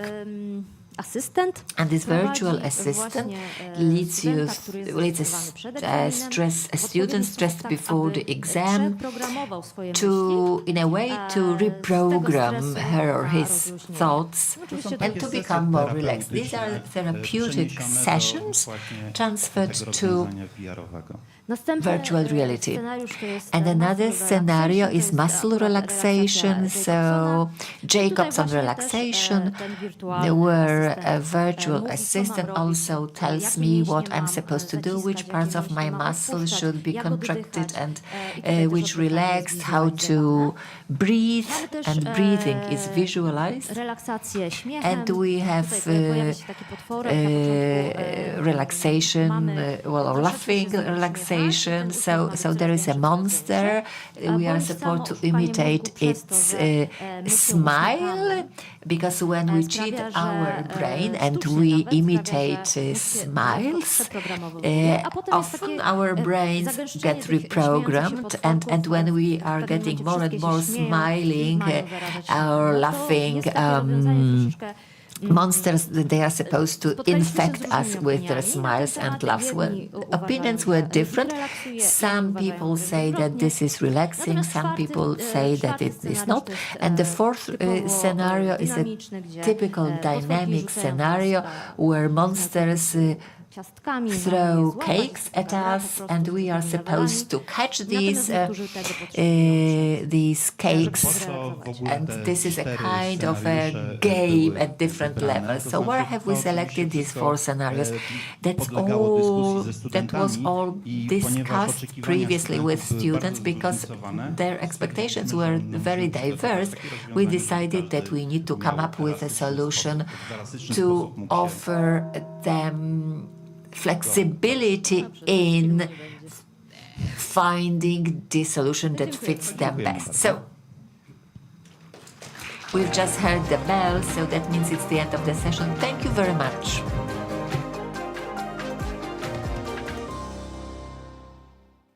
Proszę Państwa, czas na przerwę. Ladies and gentlemen, this is a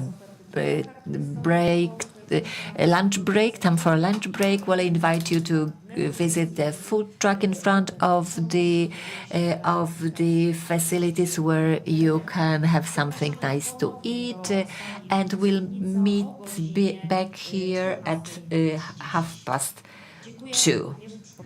Thank you very much, and of course we invite all our online participants back at 2:30.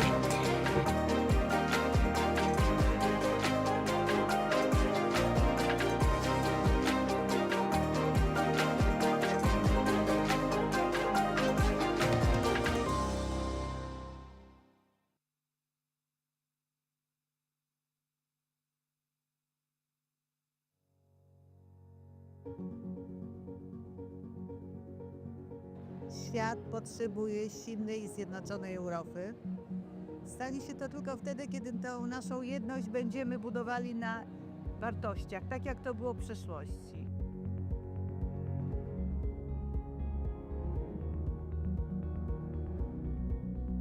Ukraina jest potrzebna Unii Europejskiej, jest potrzebna Europie, chociażby dlatego, że to, co teraz się dzieje w Ukrainie, ta trwająca już prawie 3 lata wojna, jest wyzwaniem egzystencjalnym dla nas, dla wszystkich Europejczyków. Także Ukraińcy nie walczą wyłącznie o przetrwanie swojego państwa i narodu, tylko tak naprawdę o pewien model życia, europejski model życia, który stworzyliśmy po II wojnie światowej, z którego jesteśmy dumni.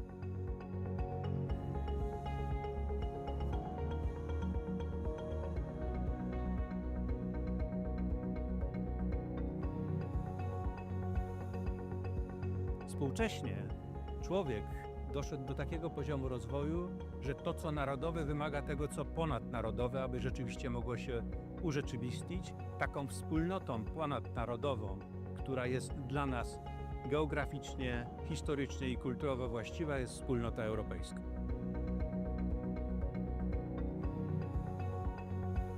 Uważam, że rolą uniwersytetów jest wzmacnianie tożsamości europejskiej. Nasi studenci, obecne pokolenie studentów to prawdziwi Europejczycy. Osoby, które znakomicie się odnajdują w relacjach ze studentami z innych krajów, nie mają barier komunikacyjnych, przemieszczają się, są mobilni, no i wchodzą w różnego rodzaju właśnie formy współpracy, integracji ze swoimi rówieśnikami z całej Europy.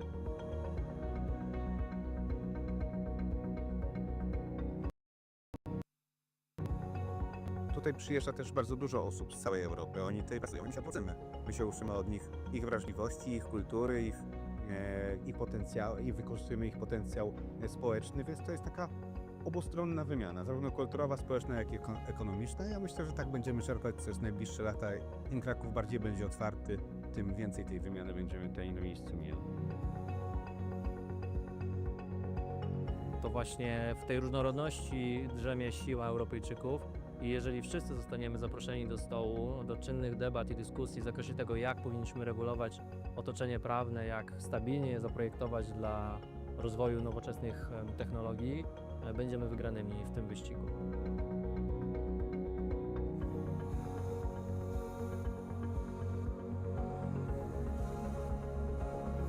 Dla Europy jest ważna różnorodność, ale nie możemy mówić o różnorodności, kiedy do końca sami siebie nie poznamy.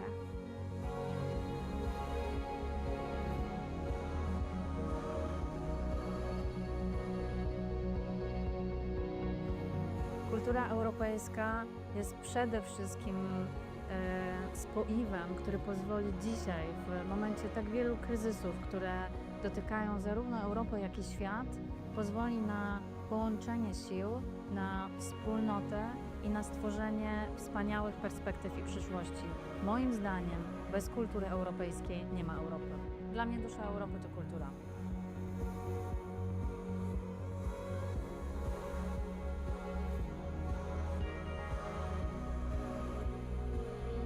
Kultura ma bardzo duży wpływ na gospodarkę. Dzięki kulturze rozbudza się w społeczeństwie kreatywność, innowacyjność, natomiast przewagi konkurencyjnej należy szukać w innowacyjności. Dzięki kulturze jesteśmy bardziej innowacyjni i możemy odnosić większe sukcesy w gospodarce.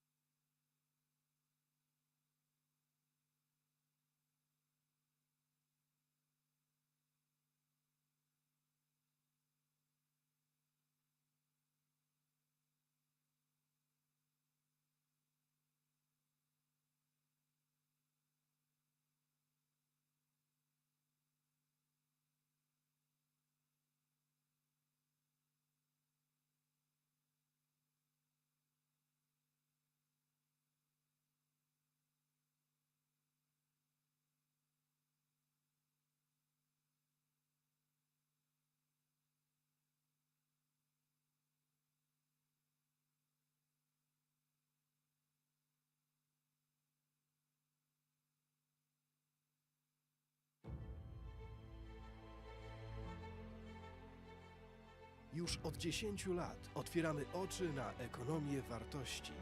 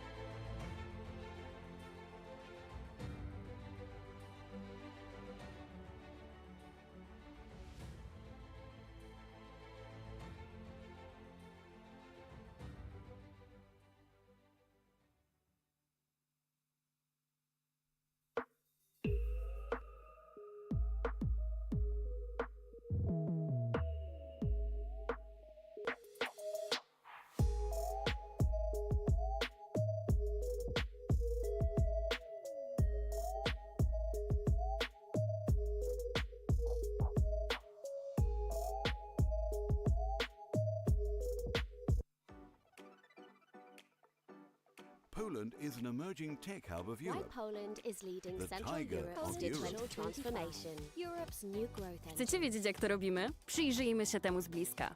Bliżej, proszę. Jeszcze bliżej. Tak, na smartfon. To tutaj więcej niż 10 milionów Polaków załatwia najważniejsze sprawy. Wszystkie, które zdecydowanie wygodniej załatwić online. Świadczenia społeczno-socjalne? Mamy to online. Zeznania podatkowe? Załatwisz online w 5 minut. Dokumenty biznesowe? Je także mamy online. Online możesz nawet założyć swoją działalność. Papierowe recepty? To nie dla nas. Recepty wolimy otrzymywać SMS-em. Ponad 8 milionów Polaków trzyma najważniejsze dokumenty w aplikacji. M-dowód? Mamy to. M-prawo jazdy? Mamy to. Wolisz pociąg? Nie ma sprawy. W Polsce bilety na pociąg kupujemy, zgadnij jak, online. Coraz więcej Polaków zakupy woli robić online. A gdy paczki są już w drodze, również śledzimy je online. Jak za nie płacimy? 9 na 10 Polaków robi to za pomocą smartfona. Tak, to absolutnie bezpieczne. Skąd to wiemy? Cóż, fintech w Polsce kwitnie. To my jesteśmy w tym liderem. Bo jak nie my, to kto? Polacy mogą czuć się spokojnie, załatwiając sprawy online. Cyberprzestępstwa czy podejrzane incydenty? Zgłaszamy je online. Powiadomienia na temat niebezpieczeństw? Mamy je online. Cóż, lubimy być świadomi. Właśnie dlatego również uczyć się wolimy w digitalu. Bezpłatny wirtualny dostęp do zbiorów z największych muzeów i bibliotek? Mamy to. Dostęp do szybkiego internetu w szkołach? Mamy to. Nauka dla seniorów online? Wiadoma sprawa. I wiecie co? Chcemy więcej. W ciągu następnej dekady planujemy wniknąć jeszcze głębiej w wirtualną rzeczywistość. A już teraz mamy pierwszą w historii strategię cyfryzacji Polski. Przełomowy krok w naszą cyfrową przyszłość. Do 2035 roku co najmniej 85% Polaków będzie posiadać podstawowe umiejętności cyfrowe. 100% podmiotów publicznych będzie korzystać z elektronicznych systemów zarządzania dokumentami. 100% postępowań będzie prowadzonych elektronicznie. 20 milionów Polaków będzie miało M-dowód. Wszystkie kluczowe e-usługi będą dostępne za pośrednictwem aplikacji M-Obywatel. Sztuczna inteligencja pomoże zdiagnozować 100 schorzeń. Będziemy mieć co najmniej 1,5 miliona specjalistów ICT. 100% jednostek administracji publicznej będzie oferować płatności elektroniczne. 50% firm będzie korzystać z narzędzi AI. Ale to wszystko nie wydarzyłoby się, gdyby nie społeczeństwo, które bycie online ma we krwi. Polska wykazuje wysoki poziom interakcji społeczeństwa z państwem za pośrednictwem technologii cyfrowych. Ponad 45% powyżej średniej. A dzięki duchowi przedsiębiorczości i otwartemu społeczeństwu mamy ogromną szansę na przyspieszenie naszej cyfrowej transformacji. Czas, aby to Polska została europejskim liderem i inkubatorem dla wielkich firm z globalnymi ambicjami wzrostu.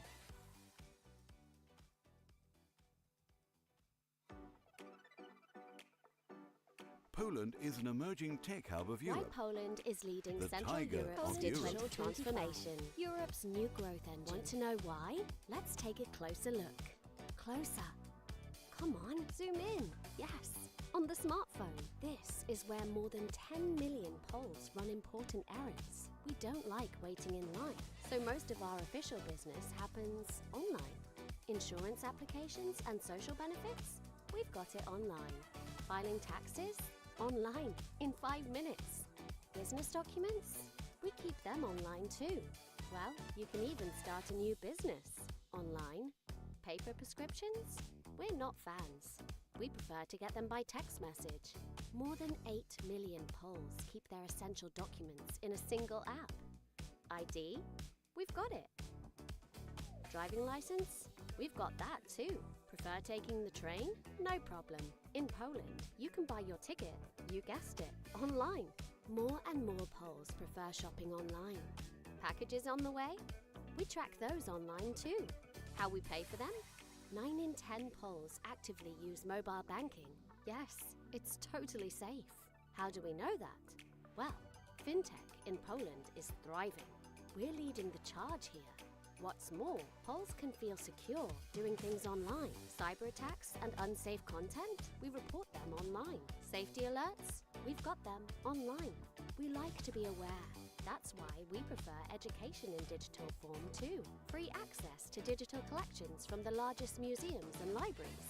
We've got it. High-speed internet in schools? We've got it too. Digital education for seniors? We're on it as well. And guess what? We're not going to stop. Over the next decade, we plan to move even more into the online world. Poland's first ever digitalization strategy is here, a groundbreaking step in our digital future. By 2035, at least 85% of Poles will have basic digital skills. 100% of public entities will operate using electronic document management systems. 100% of their proceedings will be handled electronically. 20 million Poles will have a digital identity wallet. All key e-services will be available through the mObywatel app. AI will help diagnose 100 medical conditions. We'll have at least 1.5 million ICT specialists. 100% of public administration units will offer e-payments. 50% of companies will be using AI tools. But all this wouldn't have happened if it weren't for a society of whom being online is simply in its blood. Poland shows a high level of public interaction with the state through digital technologies, more than 45% above average. With an entrepreneurial spirit and an open society, we have a huge opportunity to speed up our digital transformation. Let's become a European leader and an incubator for great businesses with global growth ambitions.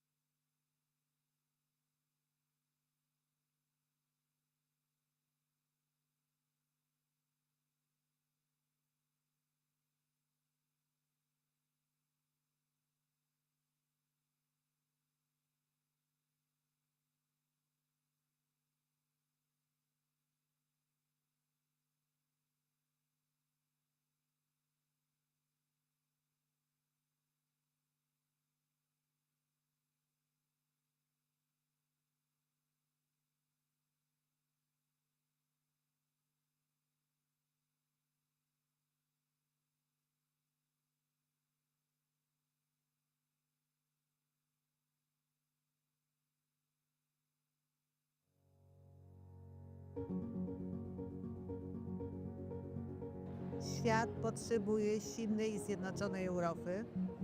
Stanie się to tylko wtedy, kiedy tą naszą jedność będziemy budowali na wartościach, tak jak to było w przeszłości.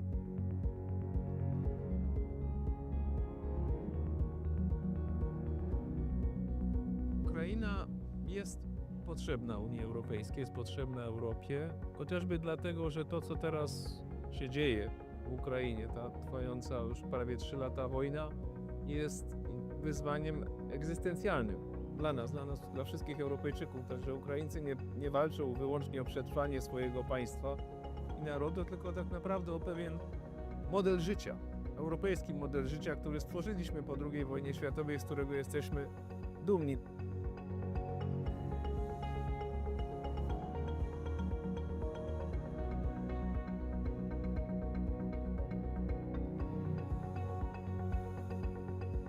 Współcześnie człowiek doszedł do takiego poziomu rozwoju, że to, co narodowe, wymaga tego, co ponadnarodowe, aby rzeczywiście mogło się urzeczywistnić. Taką wspólnotą ponadnarodową, która jest dla nas geograficznie, historycznie i kulturowo właściwa, jest wspólnota europejska.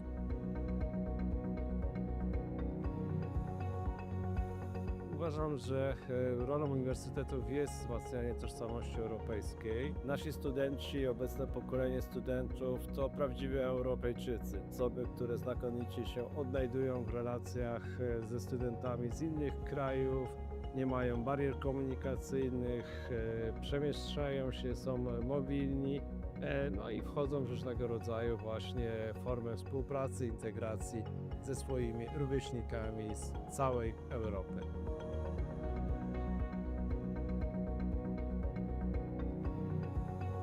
Tutaj przyjeżdża też bardzo dużo osób z całej Europy. Oni tutaj pracują i my się od nich uczymy. My się uczymy od nich ich wrażliwości, ich kultury, i wykorzystujemy ich potencjał społeczny, więc to jest taka obustronna wymiana, zarówno kulturowa, społeczna, jak i ekonomiczna. Ja myślę, że tak będziemy czerpać przez najbliższe lata. Im Kraków bardziej będzie otwarty, tym więcej tej wymiany będziemy tutaj na miejscu mieli. To właśnie w tej różnorodności drzemie siła Europejczyków i jeżeli wszyscy zostaniemy zaproszeni do stołu, do czynnych debat i dyskusji w zakresie tego, jak powinniśmy regulować otoczenie prawne, jak stabilnie je zaprojektować dla rozwoju nowoczesnych technologii, będziemy wygranymi w tym wyścigu.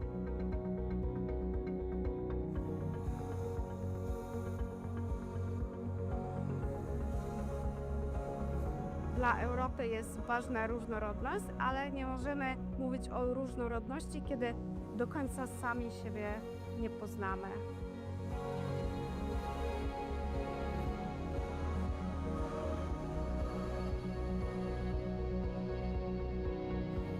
Kultura europejska jest przede wszystkim spoiwem, który pozwoli dzisiaj, w momencie tak wielu kryzysów, które dotykają zarówno Europę, jak i świat, pozwoli na połączenie sił, na wspólnotę i na stworzenie wspaniałych perspektyw i przyszłości. Moim zdaniem bez kultury europejskiej nie ma Europy. Dla mnie dusza Europy to kultura.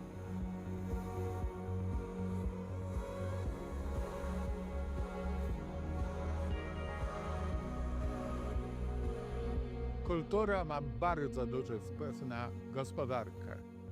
Dzięki kulturze rozbudza się w społeczeństwie kreatywność, innowacyjność, natomiast przewagi konkurencyjnej należy szukać w innowacyjności. Dzięki kulturze jesteśmy bardziej innowacyjni i możemy odnosić większe sukcesy w gospodarce.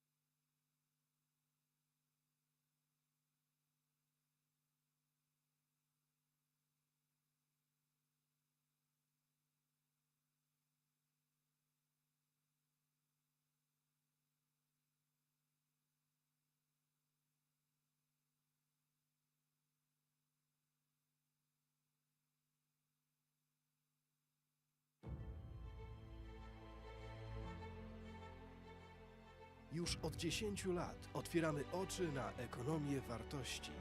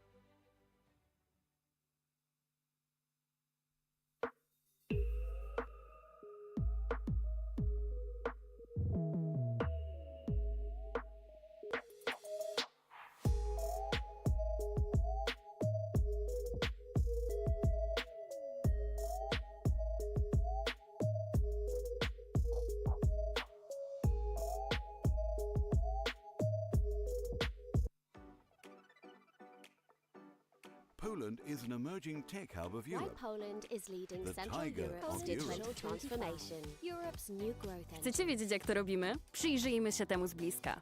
Bliżej, proszę.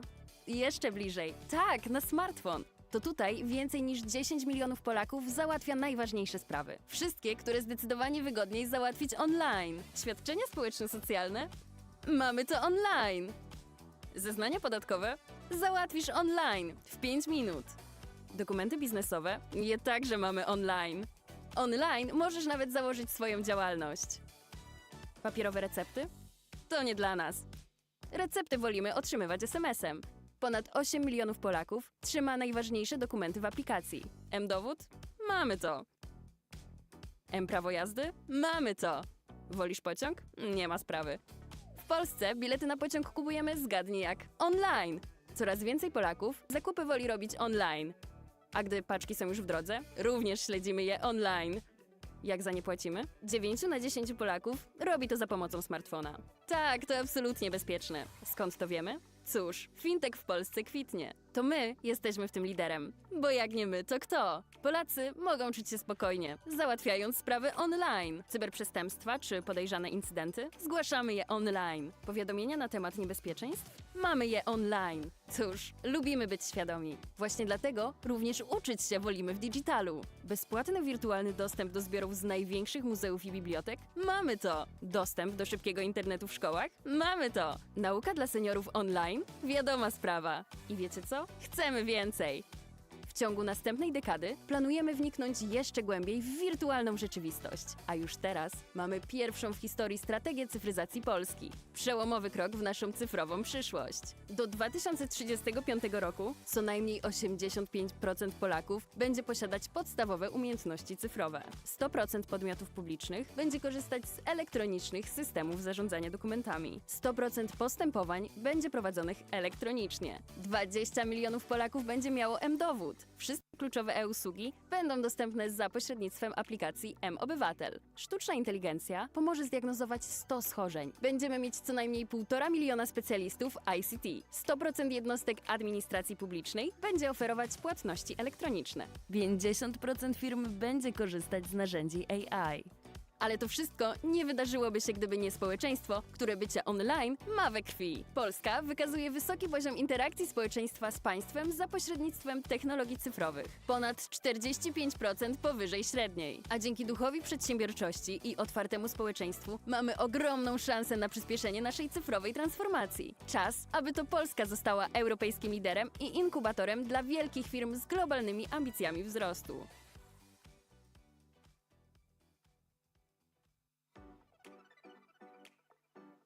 Poland is an emerging tech hub of Why Europe. Poland is leading The Central tiger Europe's of digital Europe. transformation. Europe's new growth engine. Want to know why? Let's take a closer look. Closer. Come on, zoom in. Yes, on the smartphone. This is where more than 10 million Poles run important errands. We don't like waiting in line, so most of our official business happens online. Insurance applications and social benefits? We've got it online. Filing taxes? Online, in 5 minutes. Business documents? We keep them online too. Well, you can even start a new business online. Paper prescriptions? We're not fans. We prefer to get them by text message.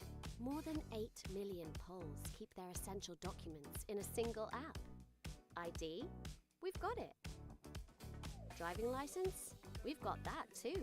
Prefer taking the train? No problem. In Poland, you can buy your ticket, you guessed it, online. More and more Poles prefer shopping online. Packages on the way? We track those online too. How we pay for them? 9 in 10 Poles actively use mobile banking. Yes, it's totally safe. How do we know that? Well, fintech in Poland is thriving. We're leading the charge here. What's more, Poles can feel secure doing things online. Cyber attacks and unsafe content? We report them online. Safety alerts? We've got them online. We like to be aware. That's why we prefer education in digital form too. Free access to digital collections from the largest museums and libraries. We've got it. High-speed internet in schools?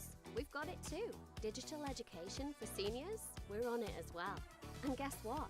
We're not going to stop. Over the next decade, we plan to move even more into the online world. Poland's first ever digitalization strategy is here, a groundbreaking step in our digital future. By 2035, at least 85% of Poles will have basic digital skills. 100% of public entities will operate using electronic document management systems. 100% of their proceedings will be handled electronically. 20 million Poles will have a digital identity wallet. All key e-services will be available through the mObywatel app.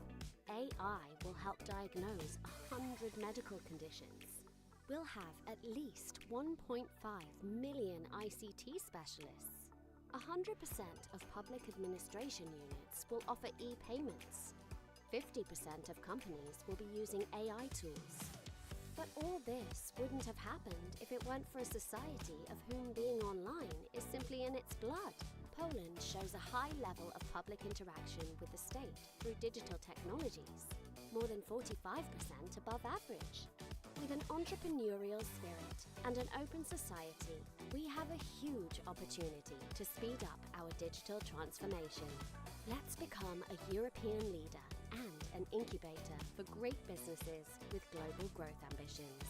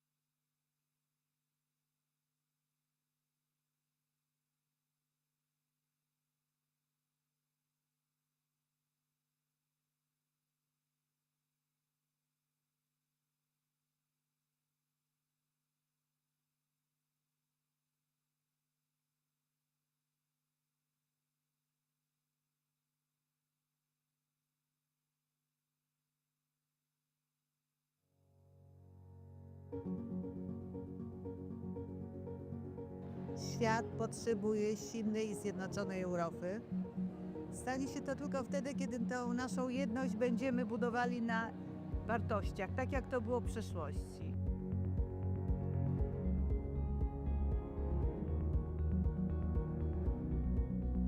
Ukraina jest potrzebna Unii Europejskiej, jest potrzebna Europie, chociażby dlatego, że to, co teraz się dzieje w Ukrainie, ta trwająca już prawie 3 lata wojna, jest wyzwaniem egzystencjalnym dla nas, dla wszystkich Europejczyków. Także Ukraińcy nie walczą wyłącznie o przetrwanie swojego państwa i narodu, tylko tak naprawdę o pewien model życia, europejski model życia, który stworzyliśmy po II wojnie światowej, z którego jesteśmy dumni.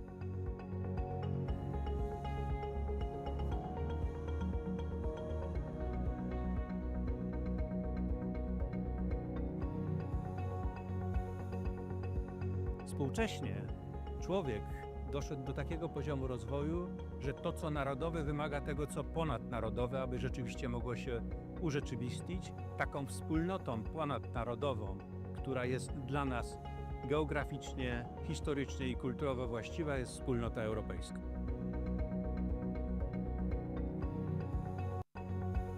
Uważam, że rolą uniwersytetów jest wzmacnianie tożsamości europejskiej. Nasi studenci, obecne pokolenie studentów to prawdziwi Europejczycy. Osoby, które znakomicie się odnajdują w relacjach ze studentami z innych krajów, nie mają barier komunikacyjnych, przemieszczają się, są mobilni, no i wchodzą w różnego rodzaju właśnie formy współpracy, integracji ze swoimi rówieśnikami z całej Europy.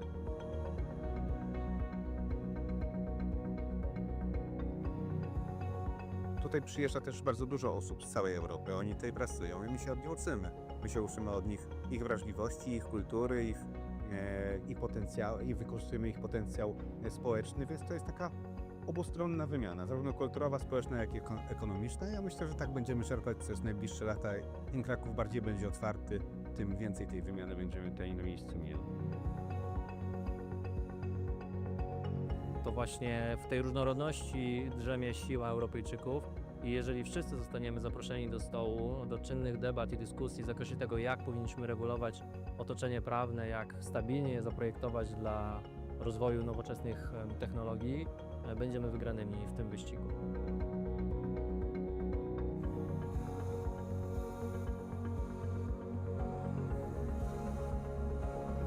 Dla Europy jest ważna różnorodność, ale nie możemy mówić o różnorodności, kiedy do końca sami siebie nie poznamy.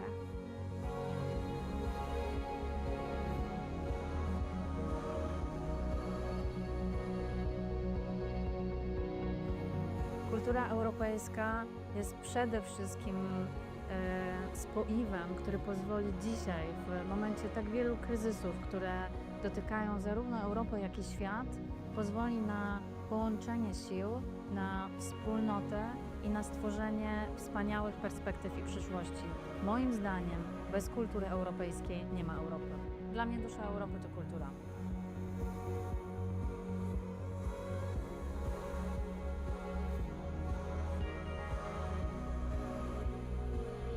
Kultura ma bardzo duży wpływ na gospodarkę.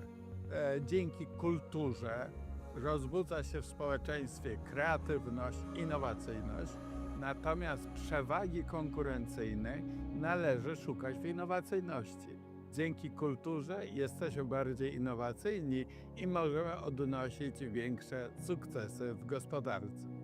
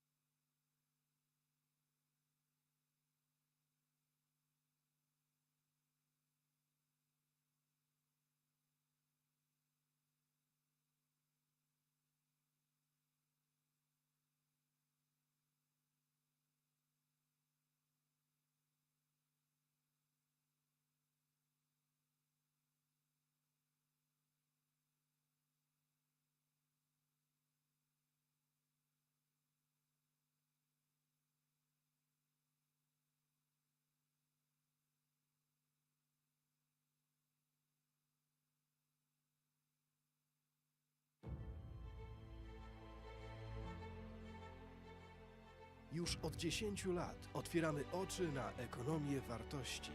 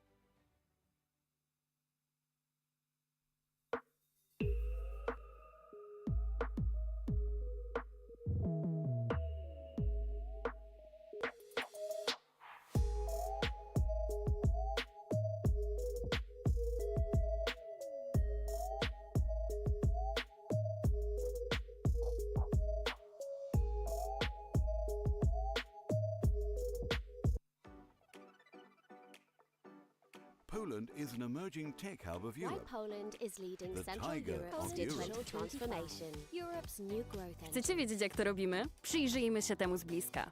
Bliżej, proszę.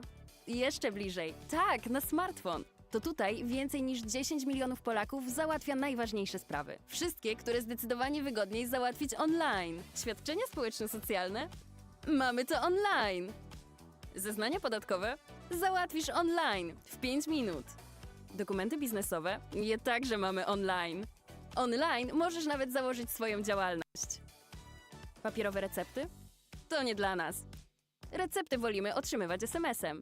Ponad 8 milionów Polaków trzyma najważniejsze dokumenty w aplikacji. M-dowód? Mamy to. M-prawo jazdy? Mamy to. Wolisz pociąg? Nie ma sprawy. W Polsce bilety na pociąg kupujemy zgadnij jak online. Coraz więcej Polaków zakupy woli robić online. A gdy paczki są już w drodze, również śledzimy je online. Jak za nie płacimy? 9 na 10 Polaków robi to za pomocą smartfona. Tak, to absolutnie bezpieczne. Skąd to wiemy? Cóż, fintech w Polsce kwitnie. To my jesteśmy w tym liderem. Bo jak nie my, to kto? Polacy mogą czuć się spokojnie, załatwiając sprawy online. Cyberprzestępstwa czy podejrzane incydenty? Zgłaszamy je online. Powiadomienia na temat niebezpieczeństw? Mamy je online. Cóż, lubimy być świadomi. Właśnie dlatego również uczyć się wolimy w digitalu. Bezpłatny wirtualny dostęp do zbiorów z największych muzeów i bibliotek? Mamy to. Dostęp do szybkiego internetu w szkołach? Mamy to. Nauka dla seniorów online? Wiadoma sprawa. I wiecie co? Chcemy więcej.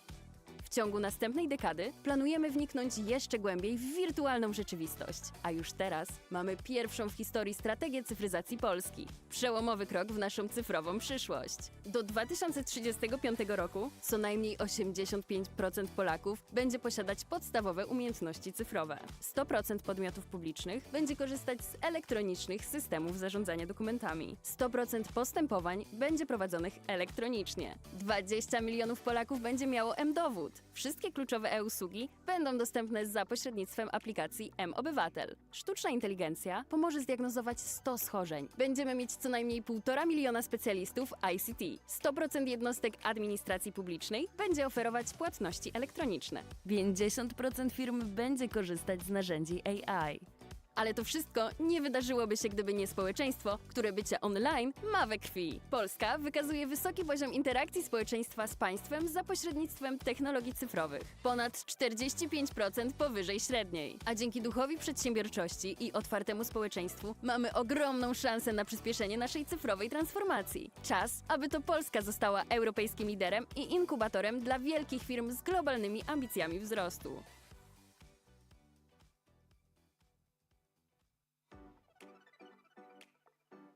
Poland is an emerging tech hub of Why Europe. Poland is leading The Central tiger Europe's of digital Europe. transformation. Europe's new growth engine. Want to know why? Let's take a closer look. Closer. Come on, zoom in. Yes, on the smartphone. This is where more than 10 million Poles run important errands. We don't like waiting in line, so most of our official business happens online. Insurance applications and social benefits? We've got it online. Filing taxes? Online, in 5 minutes. Business documents? We keep them online too. Well, you can even start a new business online.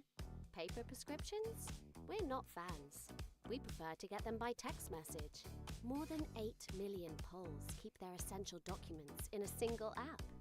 ID? We've got it. Driving license? We've got that too. Prefer taking the train? No problem. In Poland, you can buy your ticket, you guessed it, online. More and more Poles prefer shopping online. Packages on the way? We track those online too. How we pay for them? 9 in 10 Poles actively use mobile banking. Yes, it's totally safe. How do we know that? Well, fintech in Poland is thriving. We're leading the charge here.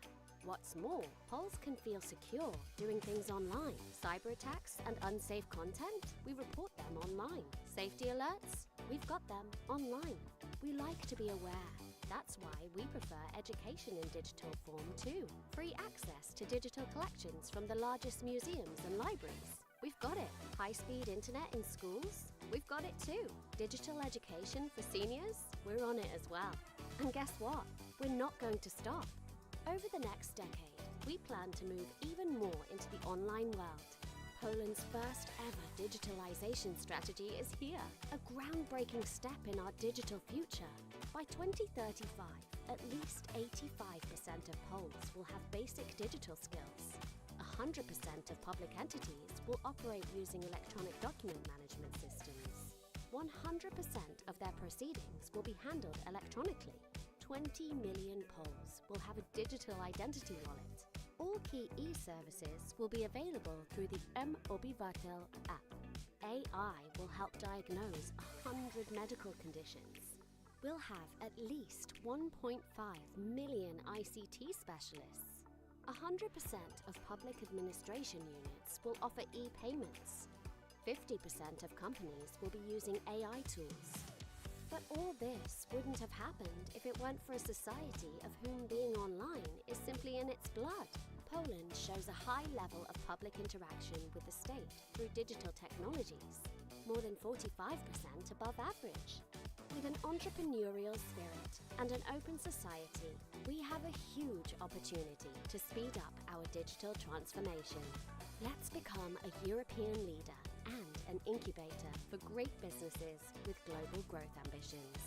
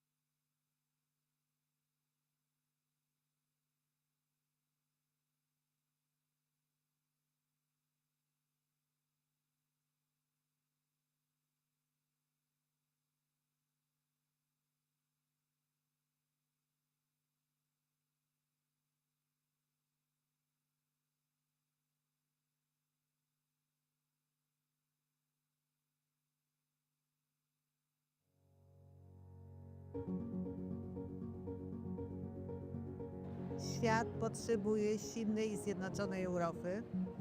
Stanie się to tylko wtedy, kiedy tą naszą jedność będziemy budowali na wartościach, tak jak to było w przeszłości.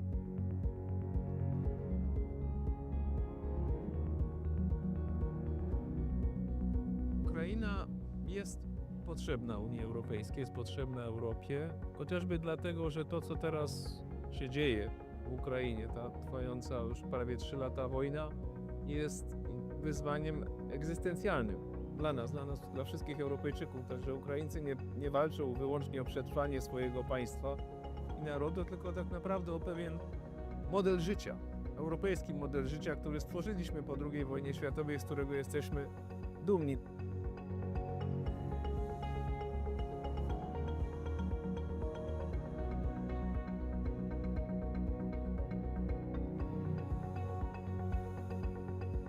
Współcześnie człowiek doszedł do takiego poziomu rozwoju, że to, co narodowe, wymaga tego, co ponadnarodowe, aby rzeczywiście mogło się urzeczywistnić. Taką wspólnotą ponadnarodową, która jest dla nas geograficznie, historycznie i kulturowo właściwa, jest wspólnota europejska.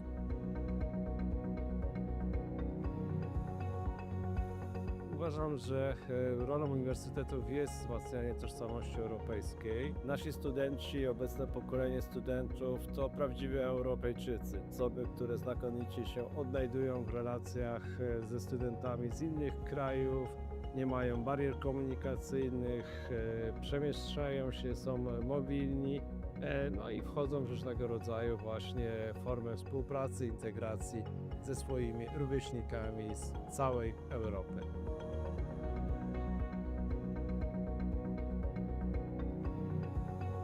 Tutaj przyjeżdża też bardzo dużo osób z całej Europy. Oni tutaj pracują i my się od nich uczymy.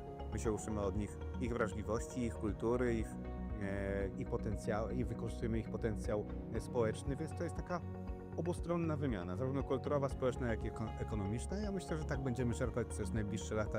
Im Kraków bardziej będzie otwarty, tym więcej tej wymiany będziemy tutaj na miejscu mieli.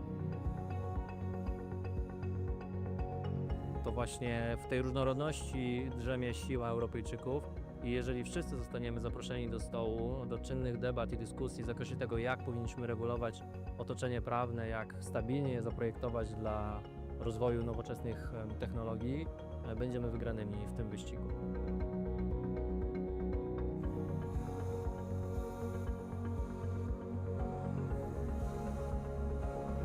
Dla Europy jest ważna różnorodność, ale nie możemy mówić o różnorodności, kiedy do końca sami siebie nie poznamy.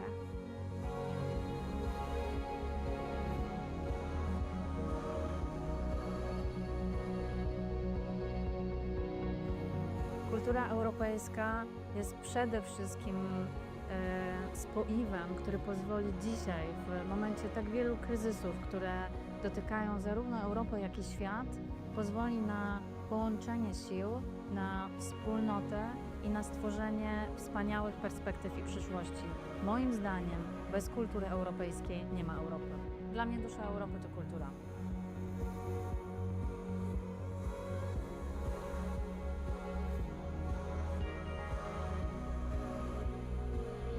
Kultura ma bardzo duży wpływ na gospodarkę. Dzięki kulturze rozbudza się w społeczeństwie kreatywność, innowacyjność, natomiast przewagi konkurencyjnej należy szukać w innowacyjności. Dzięki kulturze jesteśmy bardziej innowacyjni i możemy odnosić większe sukcesy w gospodarce.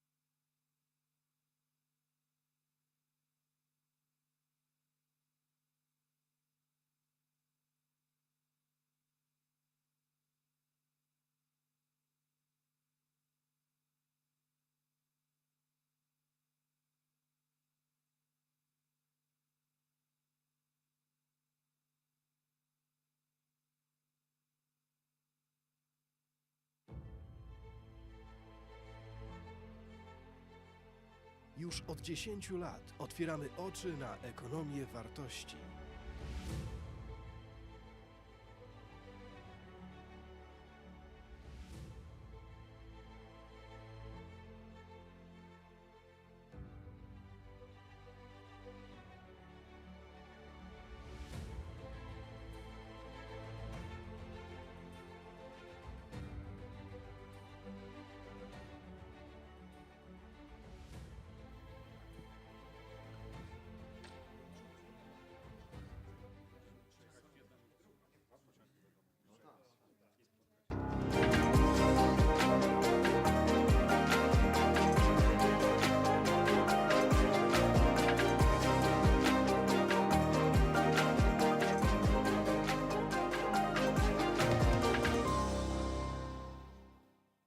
Szanowni Państwo, witam. Ladies and gentlemen, welcome after the break, Ewa Tyszko.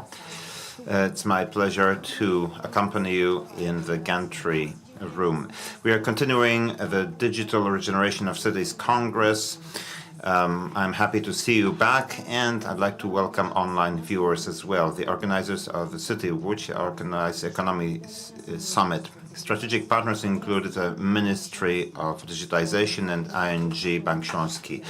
Co-organizers, the Łódź Special Economic Zone, the University of Łódź, and the Technical University of Łódź.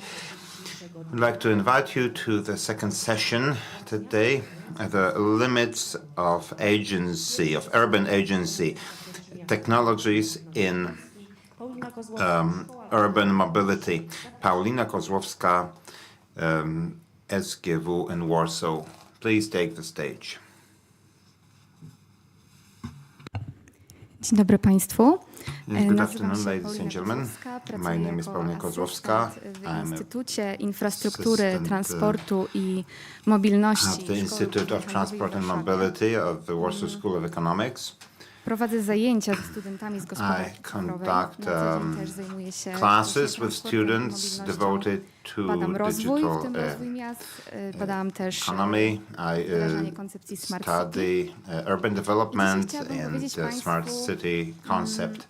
o I'd like granicach, to granicach tell sprawczości you miast about the na limits of przykładzie urban właśnie agency technologii on the mobilności example miejskiej, którą na co of dzień się technology zajmuję. in urban mobility, I which na I początek study taka refleksja po wczorajszym dniu. on a daily basis. Now, my Przyświeca reflection nam after tutaj na yesterday, kongresie właśnie koncepcja regeneracji miast, taka koncepcja the odtwórcza. slogan of the To coś Congress więcej is niż urban zrównoważony regeneration. It's a little more than sustainable development, the concept of I rozmawiamy też availability, o politykach of regeneracyjnych accessibility, miast, czyli o of ich działaniach. equity. A wczoraj dość We dużo also mieliśmy talk about policies, inspiracji actions. z Yesterday we biznesu. had a lot of inspirations from business. Też w zasadzie dyskusje na temat We kim had a są cyfrowi discussion mieszkańcy about miast. who A ja dzisiaj are chciałabym opowiedzieć coś digital więcej z perspektywy citizens of cities właśnie are. miast. Now, today I'd like to tell you a little more from the perspective of cities. widzą Cities wyzwania w gospodarce that see the cyfrowej. needs and challenges Też, in digital economy jak and podchodzą do kwestii how mobilności they approach miejskiej the issue of urban technologii, mobility które w zasadzie and przyszły do nas technologies that have arrived on Zacznę their od own definicji in a way. sprawczości, Now czyli let's start with the zdolności definition of do agency or the samodzielnego ability działania, do to podejmowania decyzji, make do decisions on your kształtowania own, to act on your own, to shape I reality. tutaj wczoraj już padł taki postulat Yesterday na scenie. we heard Jeżeli chodzi, chyba państwo call z Astra on stage. Logistics, The representatives of the logistics cluster called for agency. w każdym sektorze i po każdej All stronie. sectors on all sides. Only when all stakeholders participate in the development of solutions, then the solutions can be successful. Agency should be on the part of cities, of inhabitants, communicating their needs, and on the part of business. I teraz właśnie, jeżeli chodzi o tę sprawczość władz Now, miejskich, in terms of the agency of the urban authorities, it's about initiating and implementing a variety of measures affecting the functioning of city and its various systems and inhabitants, and they use their ale też technologies, resources, and legal regulations. Pojawił się tutaj wczoraj Next postulate that we heard on stage yesterday. W zasadzie chyba podczas wystąpienia dotyczącego robotyzacji.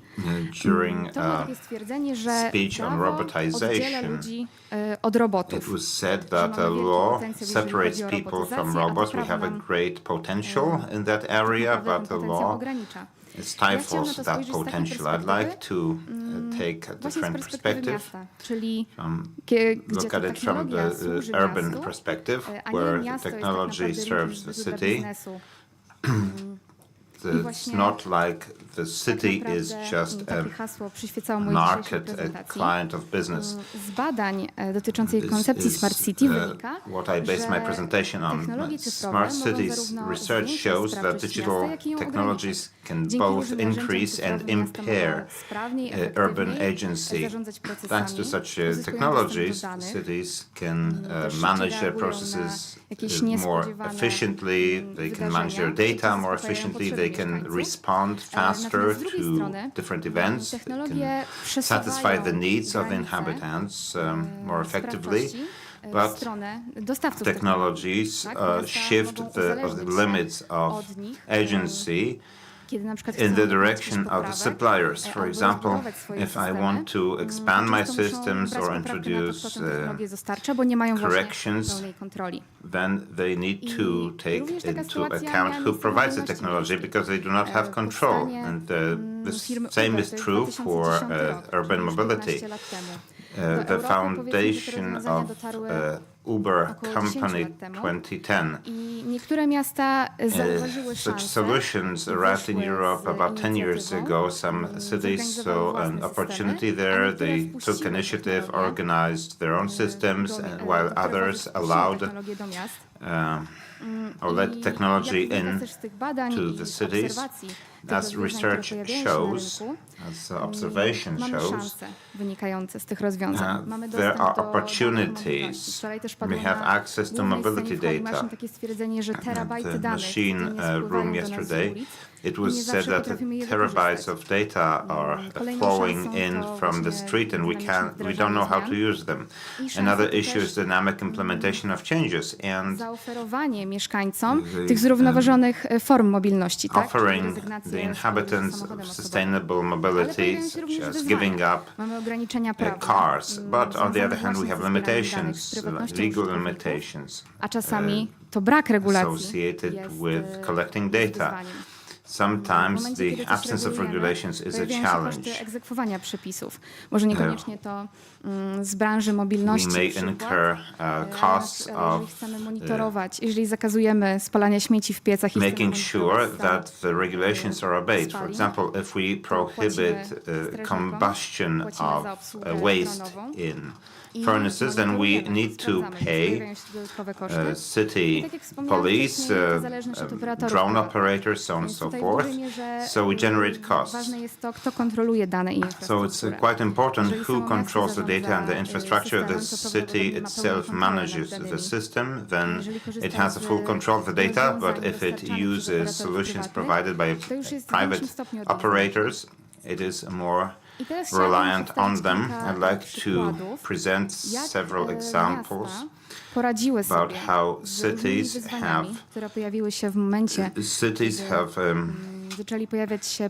dealt with different challenges as private operators of mobility solutions arrived. But the first example of a, say, struggle or fighting shared mobility, that was Paris. They concluded that instead of sustainable transport and order, those solutions brought about chaos.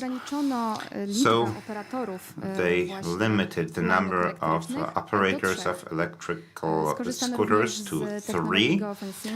They also used geofencing technology. They limited speed in tourist centers, and that made it possible to control the chaos.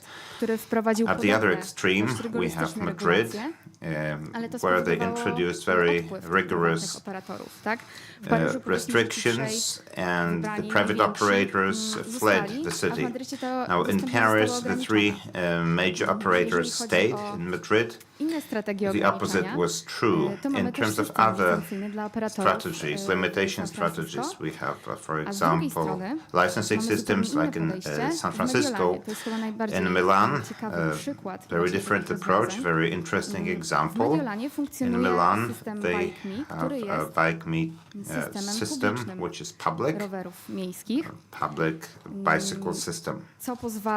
Z jednej strony na kontrolę nad danymi, ale też na allows them to control data and implement different solutions, integrating that with the public transportation. Now I'd like to mention car sharing. At the beginning of the road, we had public solutions, for example, in Paris, city car sharing, took ride initiative sharing dla mieszkańców, to provide car sharing or ride którym sharing wspierano for the inhabitants, oczywiście supported zewnętrznie dostarczaną technologię. with externally Później, provided tak technologies. naprawdę Later mamy on, przykłady, well, poza we have examples, Singapurem, except czy for poza Seulem. Singapore and Seoul, W zasadzie mamy rozwiązania prywatne, we have private ale w solutions. Mediolanie But funkcjonuje in również Milan, publiczny system we car have sharingu, a public nie car dotyczący sharing bezpośrednio system. Mediolanu, ale całego regionu Lombardii. Not only gdzie, true of Milan, but the to entire region of zapewnia Lombardy, specjalne strefy, where the region lokalizuje, provides special zones and strefy, parkingi, infrastrukturę ładowania designates przy węzłach parking przesiadkowych, jeżeli chodzi o transport lots publiczny. and Co dodatkowo charging zwiększa infrastructure, szanse, connecting them to potencjalnie the public kierowcy transportation. So współdzielnych samochodów przysiądą się również do transportu this publicznego. increases the W Warszawie likelihood mieliśmy of takie car rozwiązanie. sharing drivers to Panek Car use Sharing lokalizował swoje strefy, między innymi public w transportation Piasecznie, as well. In żeby Warsaw, ludzie dojeżdżali we do had a domu similar samochodami, a następnie solution. przesiadali się For na example, pociągi. Panek Car Sharing To nie zadziałało. designated Funkcjonowało w zupełnie their inny sposób, czyli właśnie ludzie dojeżdżali z tego Piaseczne, shared cars in Piaseczno so that people could Warszawy i ostatecznie leave their cars there, let's say, or use cars from there and commute to Warsaw by train, but it didn't work. The opposite was true. People use their cars to commute. Now, we also had discounts working both ways. So drivers get discounts for public transportation and jeżeli chodzi o zbieranie danych, to tutaj commuters mamy get różne discounts podejścia. for Z car jednej strony sharing. mamy na przykład So in Berlin, terms of data, we have gdzie, different approaches. In Berlin, for konflikt instance, o dane z operatorami a conflict który for polega na tym, about że data operatorzy powinni with szanować prywatność scooter operators. So the operators should respect the user's privacy. Lokalizacji po zakończeniu Users should be able to turn off geolocation after the end of their trip so that the operator Natomiast would w not Los be able Angeles to check mamy how they udostępniania where they go obowiązku after udostępniania they danych o stop przejazdach using oraz o scooter. emisyjności pojazdów. No, I podobne wyzwania dotyczą different też city, przejazdów there żądania, takich it is aplikacji obligatory jak to Uber, provide Bolt data. czy Lyft. And similarly Jeżeli with the chodzi o Uber, Bolt and Lyft. Modele współpracy, tutaj na pewno warto wspomnieć o Nowym Jorku, gdzie mamy Interesting cooperation model is in New York. They also have licensing, such as in San Francisco, tak jak w Paryżu mieliśmy and ograniczenie also like in Paris, operatorów. a limitation w Londynie to a certain number of operators. Wszyscy In London, prywatni operatorzy on the other hand, muszą all uzyskać private licencję operators od need to Transport for London, od get organizatora. a license I from w Transport for ten London, sposób w 2017 roku the authority. So in 2018, organizator the stwierdził, organizer decided nie that przestrzega Uber does not różnych wymagań dotyczących ubezpieczeń respect a oraz number kierowców of requirements i concerning wycofał tę licencję. To miało driver miejsce również IDs w 2019 and roku. Kiedy insurance. okazało się, It happened twice also in dokumenty i 2019. uprawnienia były fałszowane i dopiero w It 2020 appeared roku that Uber otrzymał certain documents licencję were 2,5-letnią forged. na kontynuację It swojej wasn't działalności. until 2020 that Uber got a license for continuing their activity. I mentioned Milan, car sharing and urban bikes now. Another example of Seoul, of the public ride sharing system. We have a greater integration with the public transportation, but there is no competition which affects the price for customers. In terms of data, we have similar challenges, just as in the case of scooter rides, in terms of making the data available and data privacy. On the one hand, we don't want the data. Okay, let's put it this way. We want to protect user privacy on the one hand, but on the other hand, we want to process the data efficiently and use them for planning activities in the city. The last element that I'd like to mention is self-driving vehicles. Jeszcze w kontekście różnych zmian w Stanach Zjednoczonych wywołuje teraz najwięcej which is emocji quite controversial in the United States in the context of the recent changes, and we are watching it with bated breath. Jeżeli chodzi o pojazdy autonomiczne, in terms of self-driving vehicles, 5 poziomów autonomiczności. 5 levels of autonomous driving. We have assisted driving, so first level assistance, partial assistance. Phoenix w Arizonie, and in Phoenix, Arizona, Waymo taxis, a company belonging to Google, the fourth level vehicles in 2023. Przewiozły, They- wykonano tak naprawdę 700 tysięcy There are podróży. W 700,000 rides. Next year, 4 million. So stały się stałym elementem krajobrazu. it's developing. W Europie nie są aż It's tak become a powszechne. permanent fixture. In Przykładowo w Europe, Oslo they're not very mamy popular autobusy yet. In autonomiczne, Oslo, we testowaliśmy have też self-driving różne w Gdańsku. Warszawa buses. planuje We zakupić tested some in Gdańsk. Warsaw is planning to autonomiczne purchase do poruszania się po self-driving zajezdniach. buses to move Ale w zasadzie na around świecie the też nie są zbyt terminus powszechne. stations, but Tak they're not very naprawdę w popular Singapurze around the i world. może w In Abu Dhabi Singapore, mamy, maybe in Abu Dhabi, autobusy autonomiczne, no, ale czeka nas jeszcze wiele wyzwań, self-driving buses, zanim but there's one still w pełni a będziemy lot mogli of wykorzystać challenges potencjał. before we I tak can naprawdę, use that Paryż potential fully. stara się tym wyzwaniom przeciwdziałać, już na nie odpowiadać. And in fact, Zaczyna od Paris rozbudowy is starting infrastruktury, addressing these wsparcia challenges. systemów zarządzania They've ruchem. started developing Tam infrastructure władze wyszły and z założenia, że traffic management bez systems, odpowiedniego because przygotowania to tak the naprawdę nie authorities będzie in Paris możliwe decided that hulajnóg. without adequate doprowadzi preparation, do chaosu.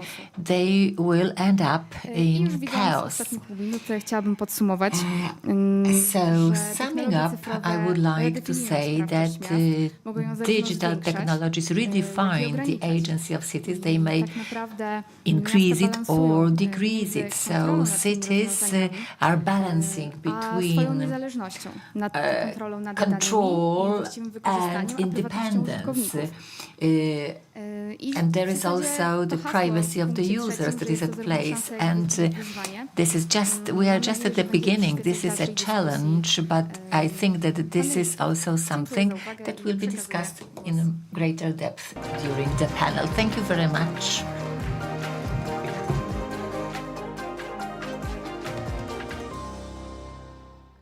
Szanowni Państwo, Our ladies and gentlemen, now the panel limits of city government's agency operating with the support of digital technologies. Moderator Jacek Grudzień from Radio Łódź station, Justyna Dziewota-Jabłońska, University of Łódź, Ryszard Nowakowski, Mayor of the City and Municipality of Parzęczew, Maciej Sobieraj, Chairman of the Board Łódź Agglomeration Railway, and Marta Alicja Trzeciak, a science journalist.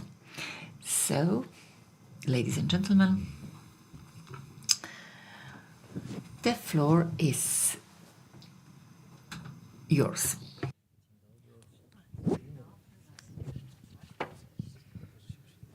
Bardzo dziękuję za Thank you very much słowa wprowadzające. Goście się for witają, this goście się introduction. poznają. Our panelists Ja chciałbym, żeby to are była shaking hands and getting rozmowa i wymiana też and introduce themselves to one another. I hope we will be having a conversation, an exchange of good practices, because we may discuss concerns, as we heard it in the introductory presentation. I think that yesterday we heard about more concerns rather than anything else, concerns about how we can use digital technologies to manage cities. Perhaps that's due to the fact that in the media we can read a lot about data owners, owners of Meta or X portal. They have these data at their heads, but I think that the biggest problem of the digital technologies is, and I address it also to the panelists, so the biggest problem are not data, but the courage in using new technologies and thinking what they can be used for and what conclusions we may draw from them. Paris, we've just heard, probably they've exaggerated with the number of operators for scooters, but they managed to focus on the best on the market. Madrid was more cautious and was but they did it later than in Paris. They were trying to learn from Paris' mistakes, but it didn't work. Although they didn't take risk.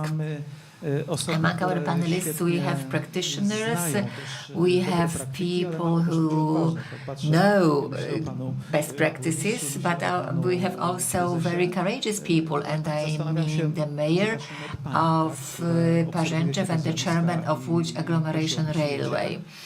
But I'd like to ask Marta Trzeciak, a journalist, can you tell me, have I identified the subject of our discussion well? Am I right that there must be courage involved, and the courage also to face the term of artificial intelligence and proper implementation? Yes, I was waiting for this question. But okay, I think the situation is the following. Well, technologies themselves are neither good nor bad. It depends what we use them for. It's important to ensure the balance of authority and power. You mentioned big techs, high-tech companies, and that's true that whether Meta or other company follows me, what I'm doing, it may seem not very relevant, but on the other hand, struggling over these data has some kind of value, because we are speaking of an actor, of a market actor who is exorbitantly more powerful than the user, and there is lots of misinformation also circulating. We also know that biotechnological, but also big techs, they use users and they follow users, and through that they can develop their own applications. They may carry out tests, and it doesn't have to be bad. So, for example, they can afford testing 5 solutions at a time. For example, how likes are collected, how algorithms highlight certain content and hides another. So we can imagine that it could happen with any data. So this tension is important to look at these market players and what they are doing. But what it is used for, it depends on our regulations, on what is acceptable. Yes, we've also diverted towards social media. Social media have changed our perspective on how we collect data, how we use them, because GDPR is also a buzzword. General Inspector of Personal Data. Right now, this is something quite outdated, this GDPR idea, but looking from the point of view of local authorities or public transport, for example, we will, of course, how to compete with Uber or other entities. And now I'd like to make my question more concrete.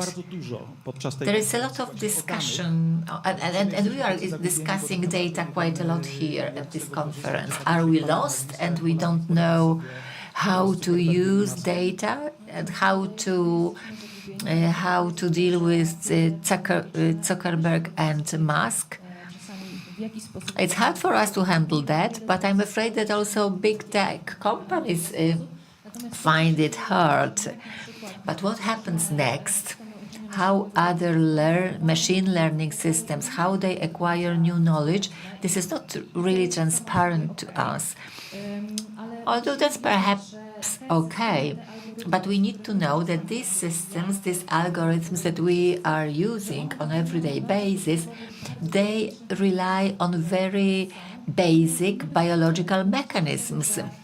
And there is some reason for that, because when these systems were developed, these huge companies could afford hiring psychiatrists, psychologists who were trying to find out how these data can be collected and presented to be to exert an impact upon us and to lead to some sales or something that is to translate into profit.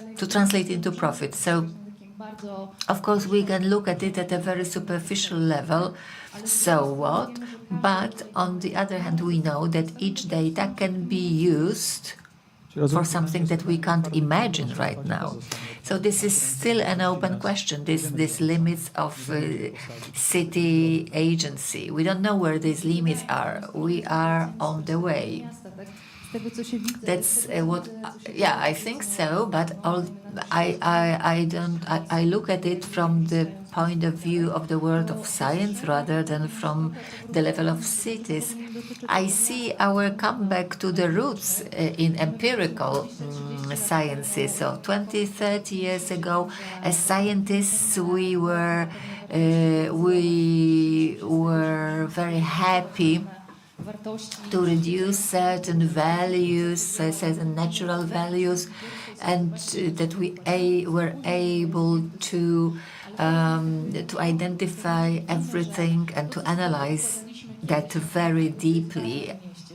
But what was very important for us in the past, that things have to be perpendicular or the layout should be this or that the city is something like a machine, but we are also a biological machine. So we are coming back to our roots.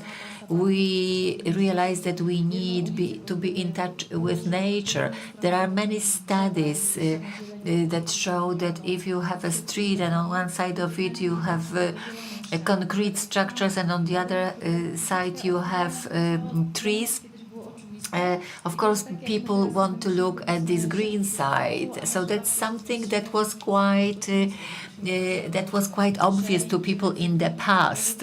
Today, when we go and do shopping, we have our shopping bags. That we use on multiple occasions. They are not disposable. So after many years of using disposable bags, we are coming back to what our grandmothers were doing 50 years ago. There are different also ideas about the city layouts. We are coming back to this Maslow pyramid. We want things to be modern and technological, but we have to meet very basic needs of our citizens. Okay, so another voice from the world of science. We were speaking about transport and mobility, but these limits that I think we don't know, there are more limits that we don't know yet. And I think it's true of all the world, not only of our communities. Well, you are looking at me, that means that I'm supposed to answer this question. Yes, exactly. That's the limit of my agency when it comes to the communication with the panelists. Okay, I received this message. Okay, you can ask me as a researcher, but I'd like to express my opinion as an entrepreneur, who I also am. So the limits of agency of the city,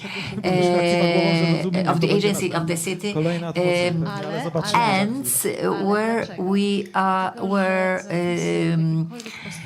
the regulations on technical specification for tenders start.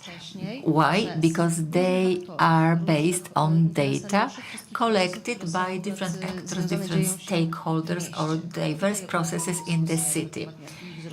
Right now we are discussing cities and understanding them. That's one of the components. But do we have agency? Aren't we painting ourselves in the corner, as we heard from Dr. Kozłowska in her introductory presentation, where she said, where she mentioned Madrid that failed to collect enough data, but on the other hand, we had Paris. Their analysis and led them to having too many operators, but then they reduced this number. So data that don't have to be used by ordinary user. I can tell you about the sector that I'm working with. This is closed circle economy in wastewater. So irrespective of where the city is, to foresee operational trends and trends that can be used in catastrophic situations. The climate changes, it's less and less predictable, so these data can be used for that. So we have cities, a city in Brazil, Recife, which suffered from landslides and floods. Over 200 people were killed. Recife, they introduced geodata analysis and monitoring, and through that they can foresee next weather well in advance, also to alert people in case of emergency. On the other hand, we have cities like Singapore. This is a very good example of working with data, thanks to which you end up having a very well operating city. Singapore monitors its water and wastewater management. It's capable of recycling quite a lot of its wastewater, and right now they are at a higher level. They use data monitoring and data modeling through digital twins. They monitor the costs of water recycling. They want to reduce energy cost of recycling one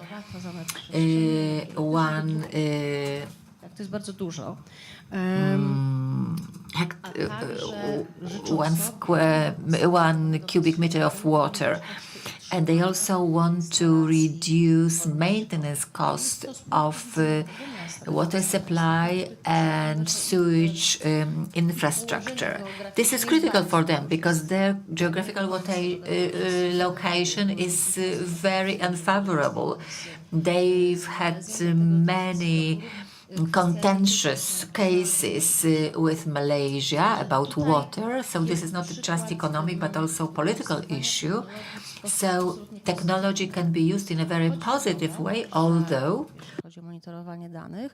we know that when it comes to data monitoring, it can also be used to control the citizens, the residents. Yes, so two theses have been presented here.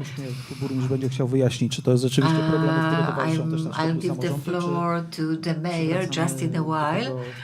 Do you also face these problems, or? So, because one issue is money, yes, they help in putting in place digital solutions, but they also help in saving money and controlling your residents. That can be quite a concern, and we can't overlook the most important thing, that is to offer living conditions to people that are to them satisfactory, and they want to live where they are. So we have to balance all of that all together. So I'm looking at the mayor because we said that you need courage. Ryszard Nowakowski, the mayor of Parzęczew, is not afraid of artificial intelligence. He offers training to his staff at the local administration, as a result of which they know how to use artificial intelligence to be more effective. He is not afraid of circular economy, and somebody could say, well, it's easy for them because they are a small city or town. You don't have to be afraid of data collection, but anyway, it's the mayor of Parzęczew who managed to convince Google to work with them. So is courage the most important in putting in place what we've been discussing here? Thank you very much for the invitation. Thank you very much for being part of the panel. Courage, yeah, we are among the youngest towns in Poland, but interestingly, in 1421, Parzęczew received the town status that was 2 years earlier than Łódź. But we are back.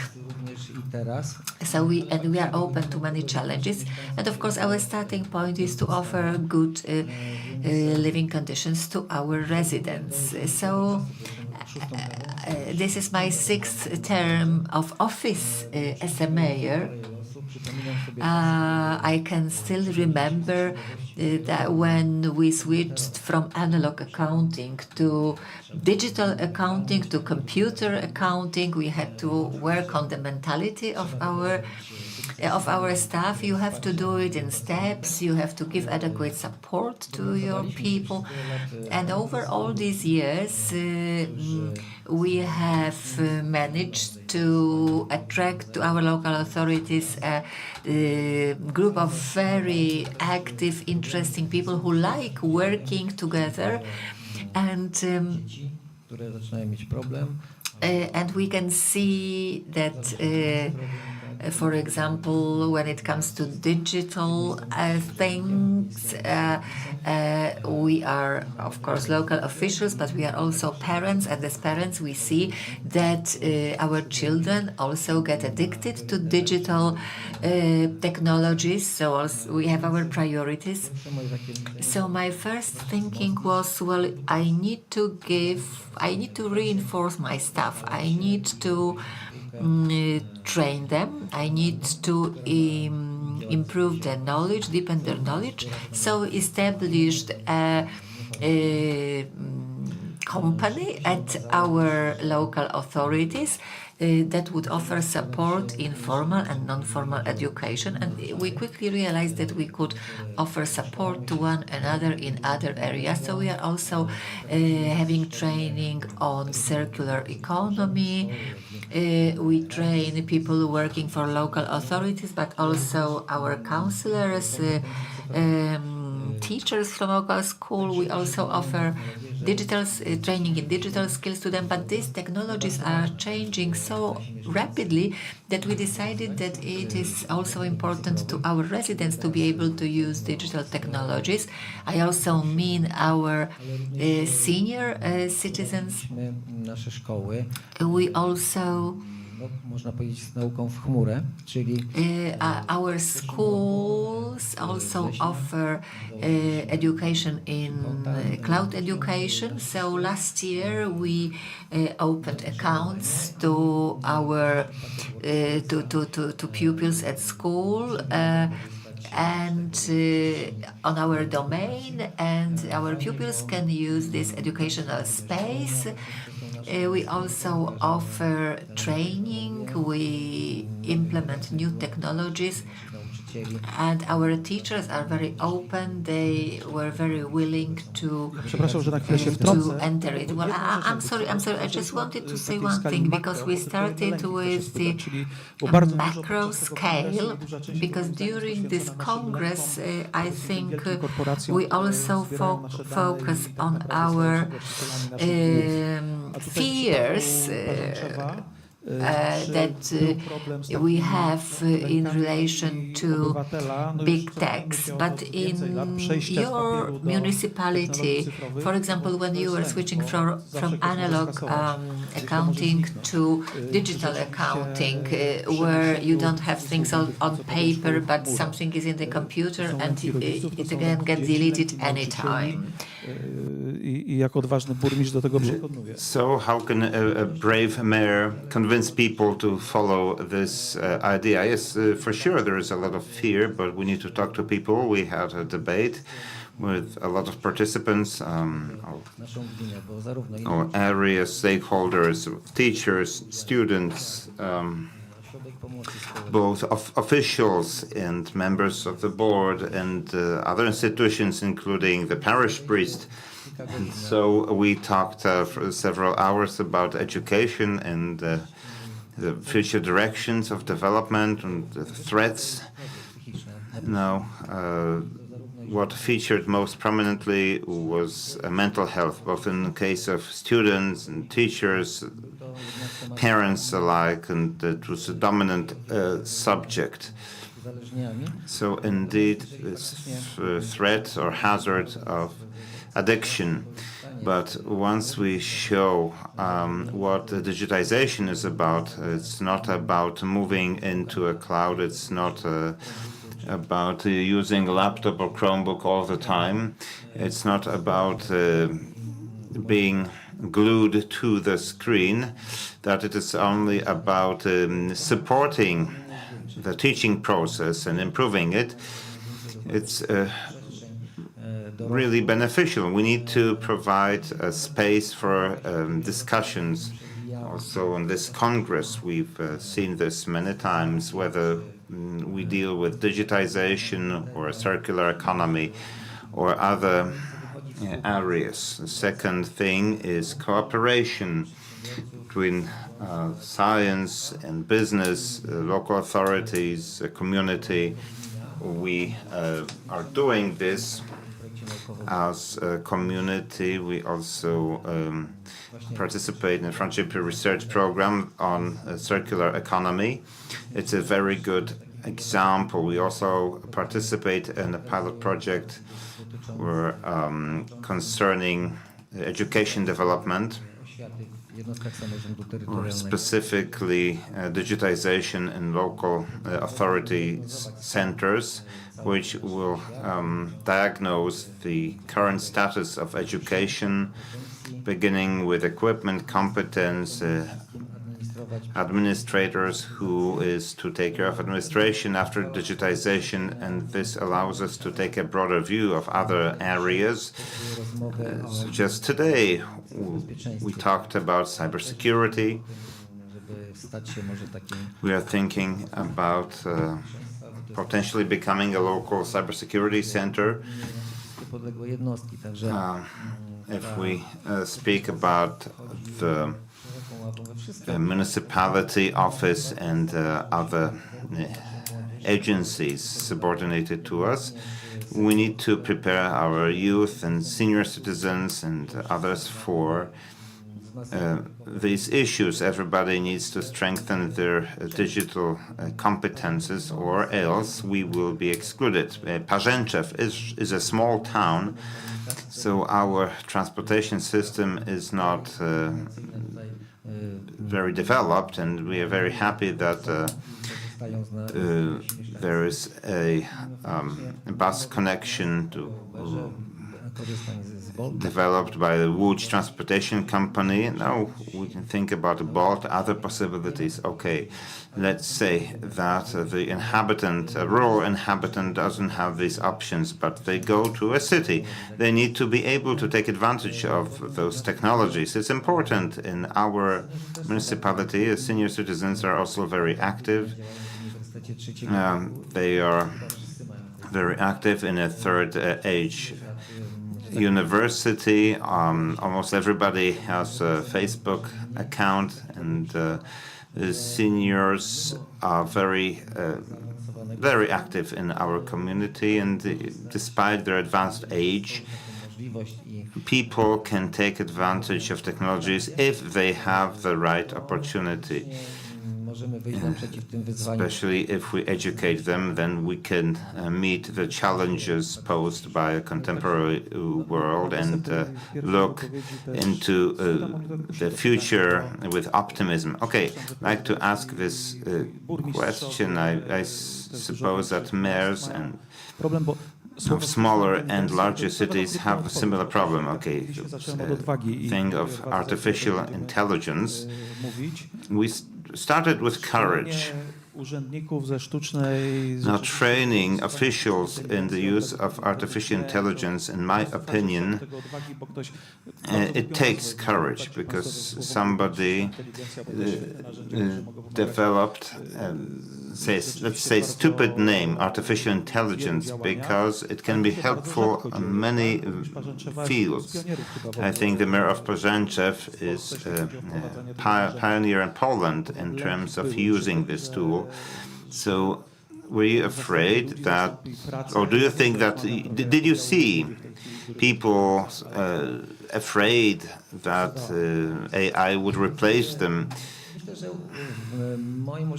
I think that in my office, people were not afraid of that, because schools use the workspace package, and I wanted other agencies to use it. I'm also the head of an association of communities, Bzura, with 19 members, 19,000 communities, and I would like, we want everybody to use this package, to share this, share data, and so on and so forth. There are a great variety of AI tools, and officials are testing a number of them. Now we have a special application whereby the artificial intelligence can use only the sources that we feed it. We can, for example, feed regulations or the municipal budget or ministerial websites. So, for example, in a town, without that solution, it takes, let's say, five hours. Now, in Parzęczew, it takes, let's say, 10 minutes. Is that the case? Well, it facilitates the workflow.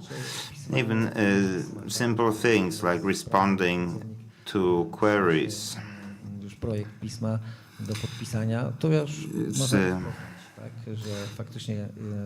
For example, an official brings a draft for me to sign, and you can recognize that it was created with artificial intelligence. And we also provide workshops in different AI areas. So the workers employees are required to test those solutions, and after the first training, some employees were convinced it makes it easier, and some people said, "Oh, we can, okay, write it down because it's useful." And another person said, "Oh, why should you do this? You can use it on a daily basis." So after this first phase, we want to specialize, for people to specialize, and there are a lot of tools. So it appears that there are a variety of AI systems, a variety of models. Some of them are more useful for some specific solutions, and in our case, it has become quite natural for us.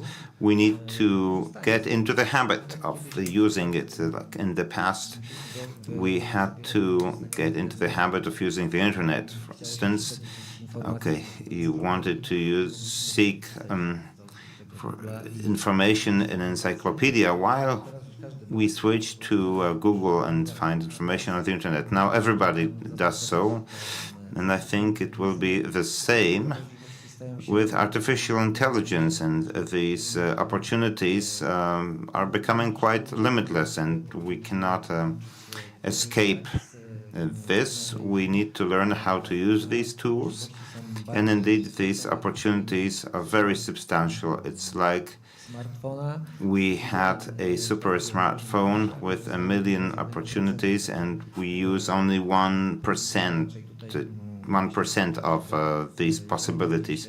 So we need to think about getting trained and develop our digital competences. Now, we started with transportation, and let's finish off with transportation. Also, courage. Łódzka Kolej Aglomeracyjna Transportation Company, not only in the Łódź region, but across Poland, is an example of best practices and success that has come true. Now, we talked about digital technologies and getting a hold of data and customers. I think that it was the most difficult thing when the municipal light rail system started. Now you have become a champion right now, I think we can call it so. Mr. President, yes, indeed. I've been working in this sector for a long time, and indeed the issue of data is very important, whether in terms of municipal transportation or rail transportation. So we had automated counting machines, or we ordered surveys concerning people movement habits. We used also mobile phone data and application data after this initial speech. We can actually distinguish data provided by offices, local authorities, based on sold tickets and counting machines, so on and so forth. On the other hand, we have technology support, where technologies use data for far greater numbers of users. Now, AI in transportation has been present for a long time. Many digital models have been developed based on mobility patterns. Individual vehicles, for example, in the past, measurements were made manually. These days, we have a video detection, we have induction loops. So there are a lot of data around the city. There are statistical models that take into account demographics, the distribution of concentration of the population. So our institution here can perform these models very, very well. So, for example, when the inhabitants of Łódź moved to Aleksandrów in planning the development of light rail in Łódź and the timetable, these are very important items of information that you need to obtain ahead of time to see the trends while applying for a building permit or something.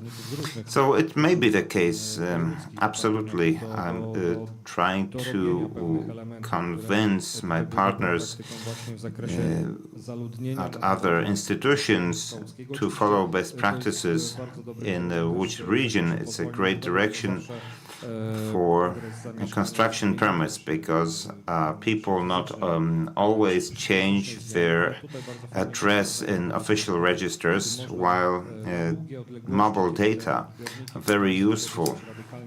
As BDS, for example, receivers showed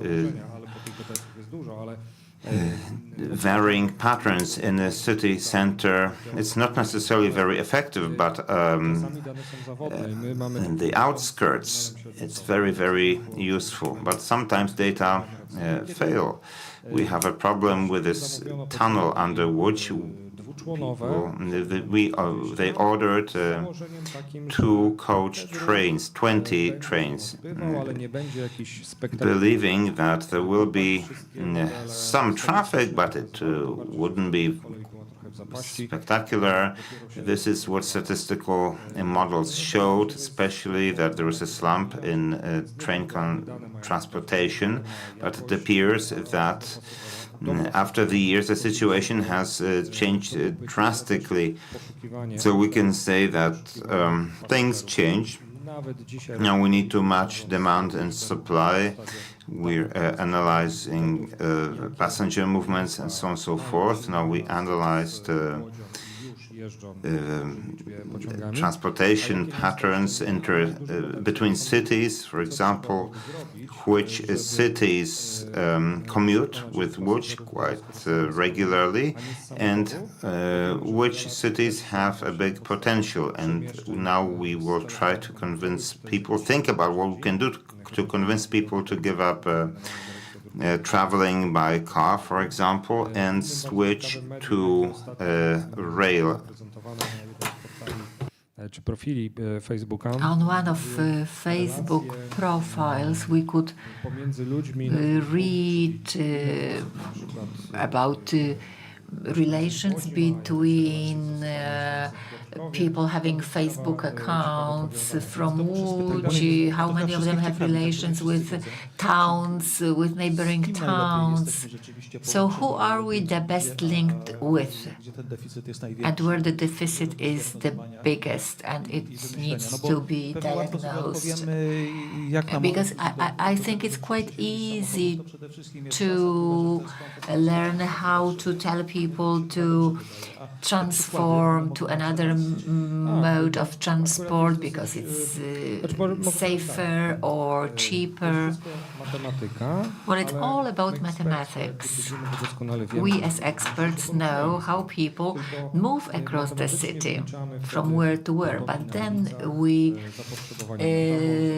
calculate these flows in the streets and demand for transport capacity, and where there are deficits, we may try and redirect them to another mode of transport. For sure, in the Łódź agglomeration, a very hard-working town is the town by the name of Kaluszki, and not because we have data about it, but simply we can see that physically the city layout, well, the city is surrounded by rails.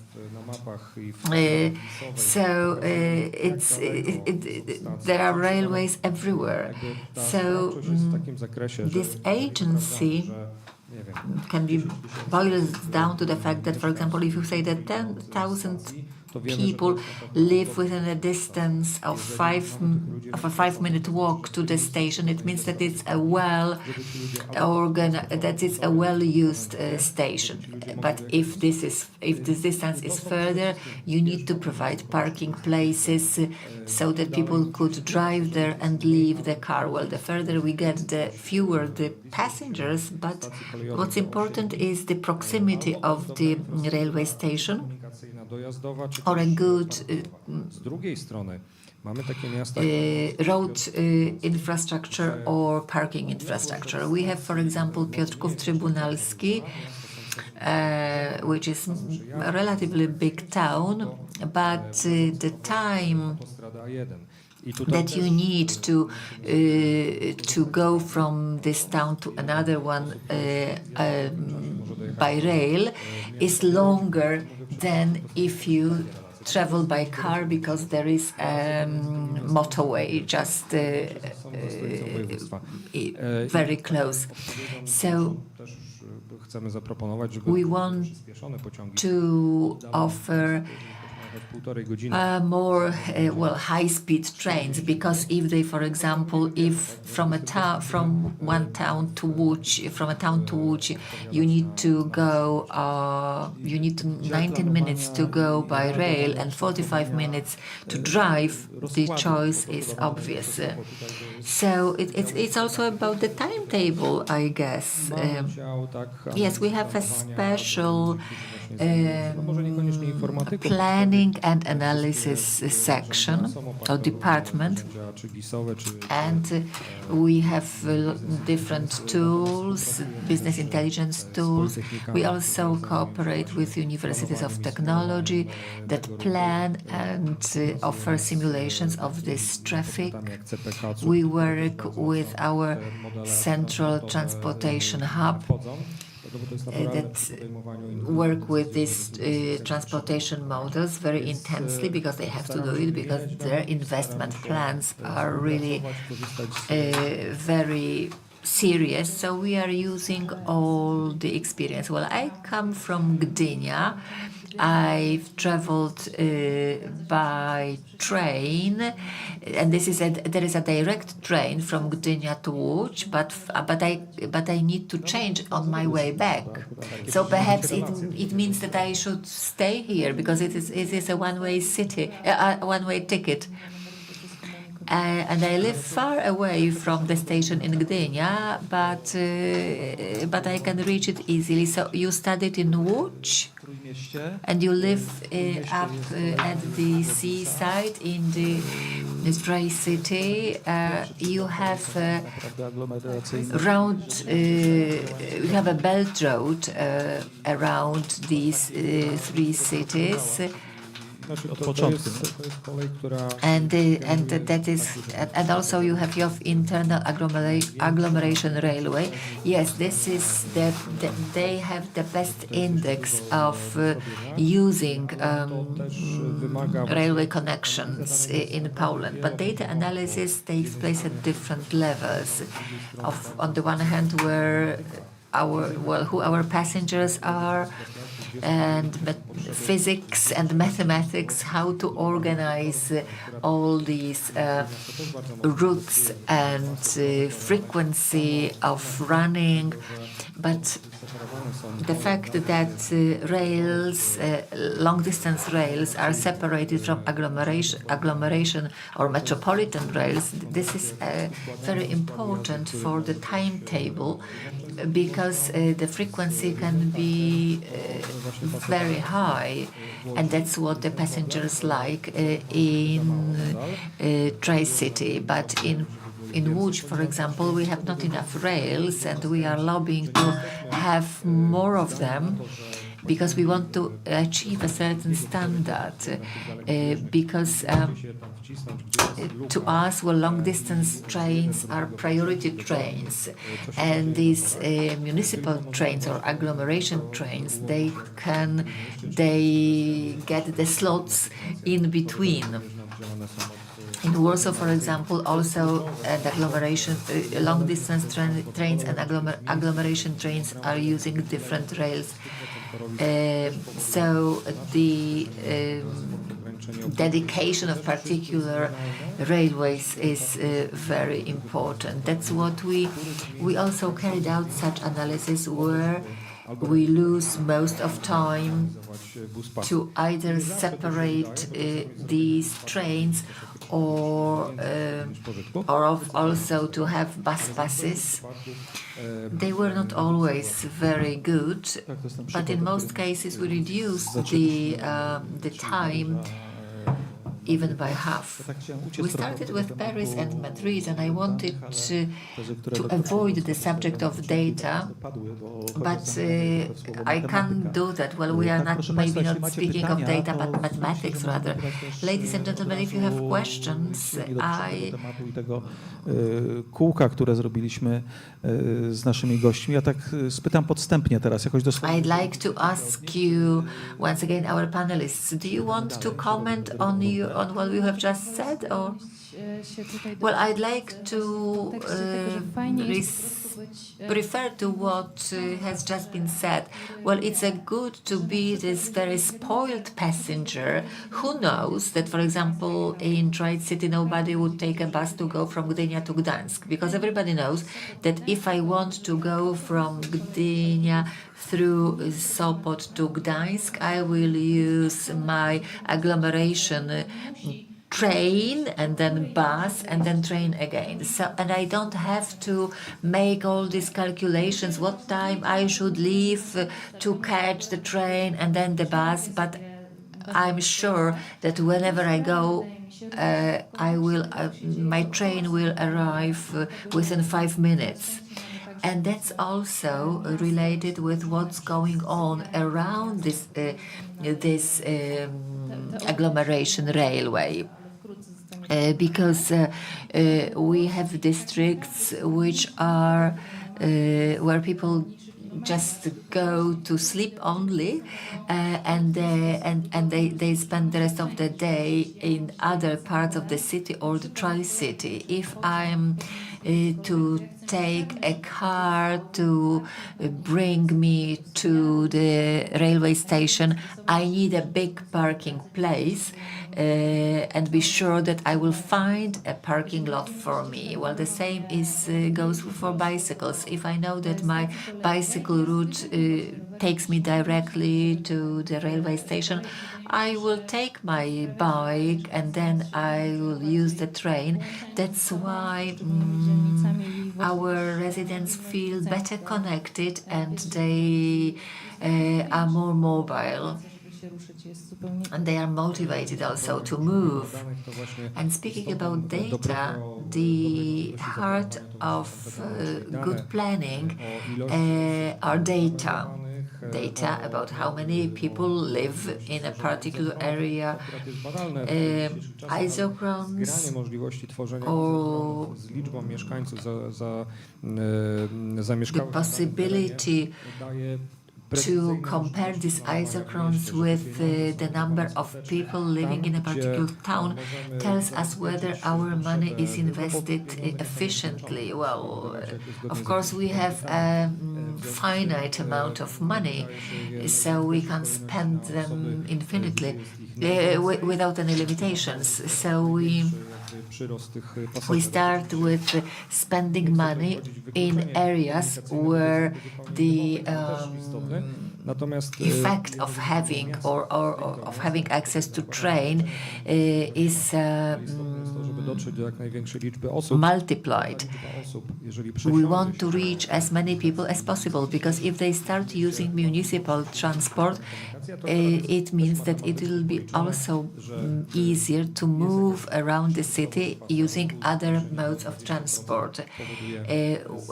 Roads and rails have their capacity, so the less congested they are, the higher the smoothness of traffic.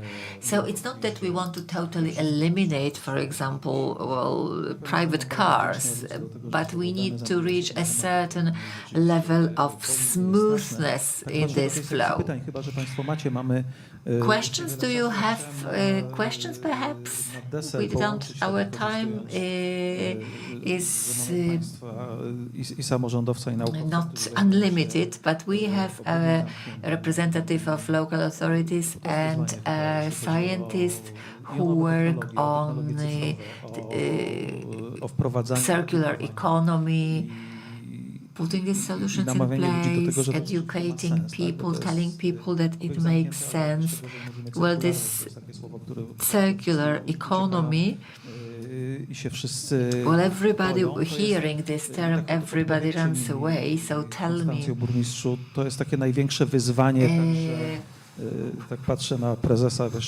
And I'm looking at the chairman of the Łódź Agglomeration Railway.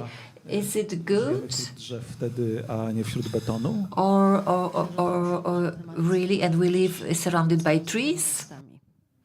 I think these mathematicians need to work closely with the economists, because only if you translate the language of mathematics, into a language of benefits, which can be done by economics, will make give a green light to the policymakers to make specific decisions. So, what kind of decisions? Wise decisions based on correct data analysis. Well, the figures on their own will not give us anything, but if we see that we'll get less traffic, less emissions, less pollution, more trees, because we implement this specific investment, then the data makes sense. But this means that we must have a sufficiently large number of interdisciplinary specialists or several teams working together. Otherwise, we could implement a lot of projects like digital twins, Internet of Things, and do a lot of modeling. But so what if it doesn't translate into the language of money? Wouldn't like to focus on this, but as Maciej said, cities and urban institutions operate under specific budgets, and they can actually take measures only within those budgets, and so they need to make their decisions based on data analysis. I know that we have little time, so it's practically a question for a new 45-minute discussion, but Tak, ale to potem to pytanie zadam, bo ono cały czas będzie wisiało. Okay, I'll ask that question in a minute. Okay, go ahead. As I said, the municipality of Parzęczew participates in an international project on circular economy, and in a nutshell, this is about bringing together science, business, local government, and the inhabitants to make sure it is beneficial for everyone. So for new technology, we need resources from our municipal waste. So we need to talk to businesses, make sure they invest in those technologies. Then we will create demand for resources. Then we won't be paying 1,000 or 1,300 zlotys for waste, but the waste will become a raw material for the production of new products. And so this combination of science, local authority, business, also with the participation of education and inhabitants will bring great results. I think that the European Commission recommended in March last year that we should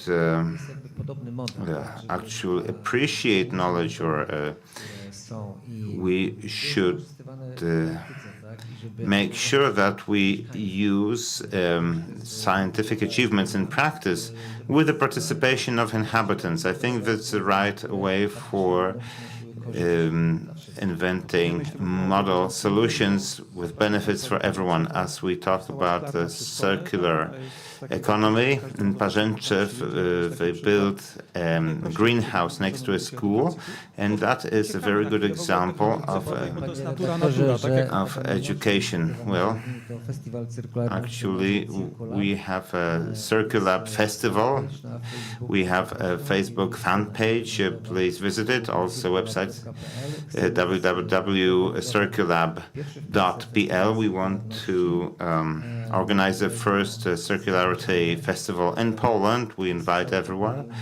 There is a whole a lot of knowledge on the website, on the fan page, and we want to disseminate that technology. I think that's the right direction to show and practice those solutions that can be replicated. If I may, now you touched on a subject matter that I deal with in my research and business, how to construct circular solutions to pay for themselves so that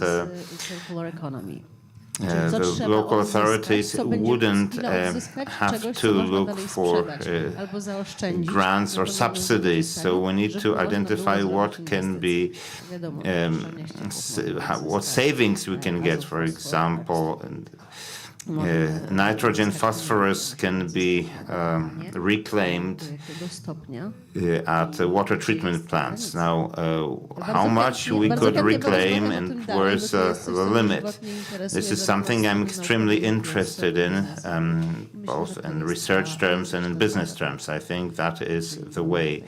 So we have data, we have researchers who can come up with technology, and we have business that can produce solutions for the city, for the community. Questions?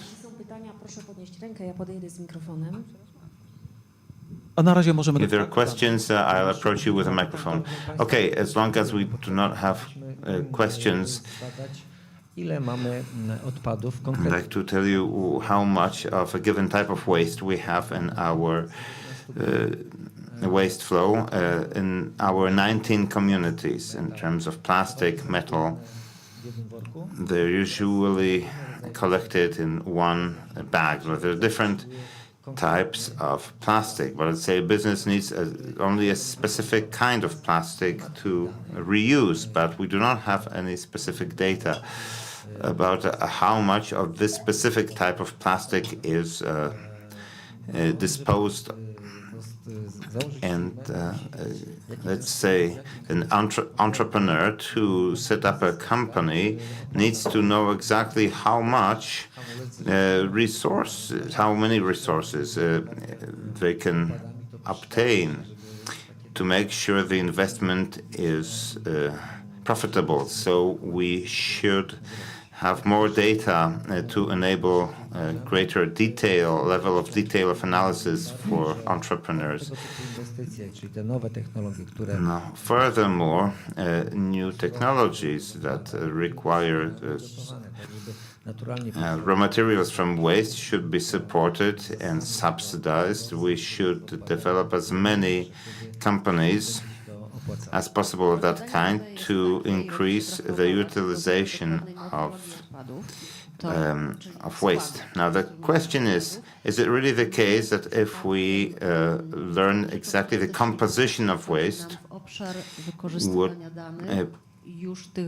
could possibly encroach on data security, on sensitive data, because if we want to find out the composition of the data, we need to identify what the waste is created from. So we need to know the purchasing decisions of individual inhabitants. Well, I didn't think about individuals, but this you could actually require manufacturers to report in greater detail the kind of waste they produce. So, okay, so now it's time for a conclusion to our discussion in terms of circularity. Now I'd like to speak to what was said that you need economists as well. I couldn't agree more, because in my organization, there are many teams working together. We have a data warehouse, includes the numbers of passengers, costs, income, and profitability, just as any other business. We are a public company, but still we need to be profitable. At least we need to break even. So it's one of the factors of success that we have a very well-developed model of costs and revenues, and that's why we're a cheap company in terms of kilometer per train. If a company is expensive, then the money runs out, you can't do much.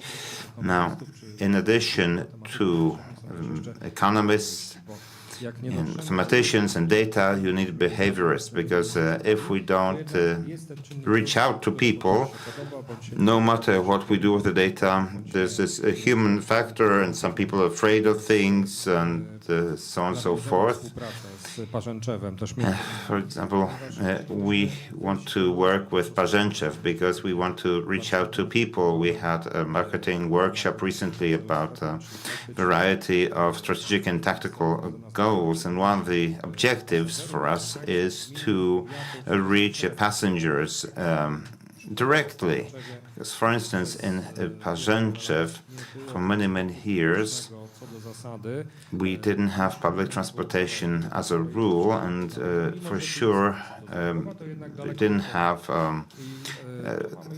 rail transport, even though it's close to Ozorku from there. But, for example, in the community of Brójce, no railroad connection. People are not in the habit of using a railroad connection. So we need to talk to people, we need to talk to associations of rural housewives and other organizations to communicate with people and to take care of the inhabitants.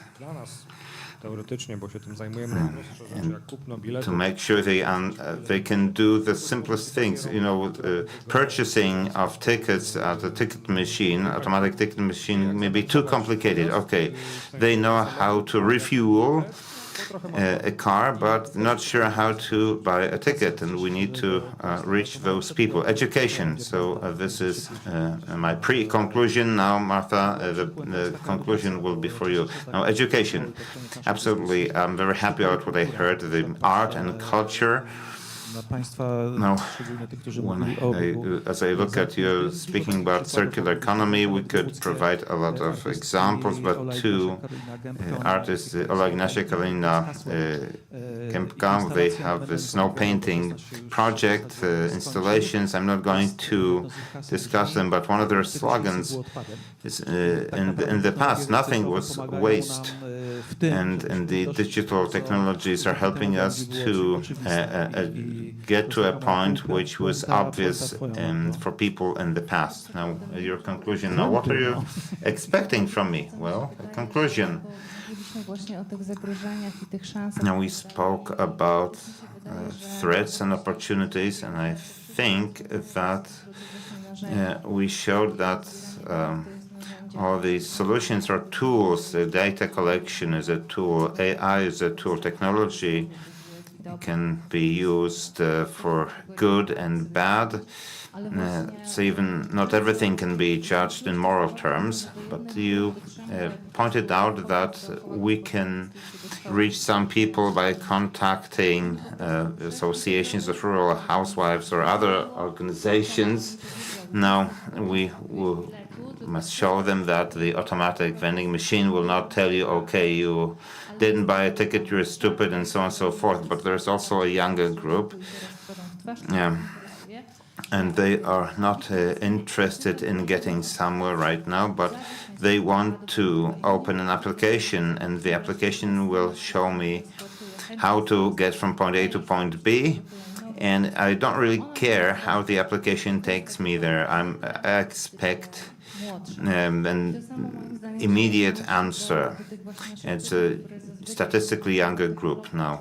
No matter whether we talk about technology, big techs, Google, and so on and so forth, there's a question, what about artificial intelligence?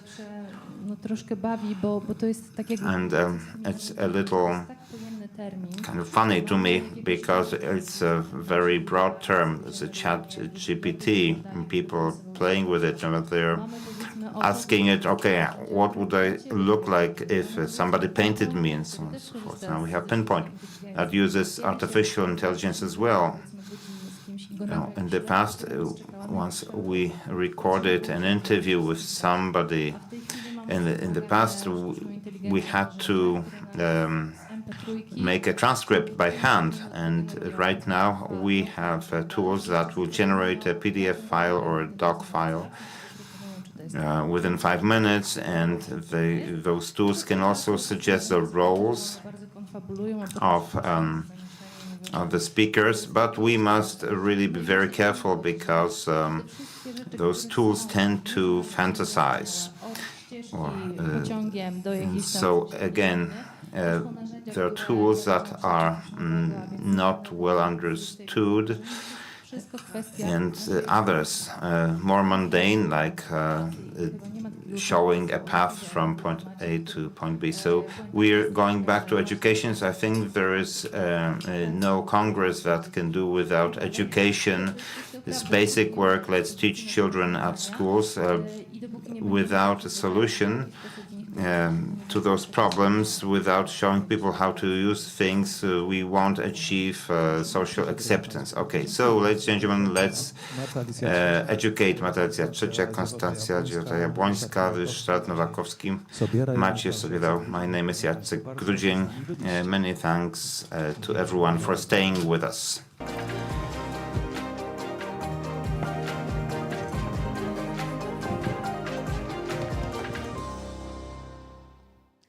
Szanowni Państwo. Ladies and gentlemen, that's how we have finished our session. That was the last session in this Crane Hall.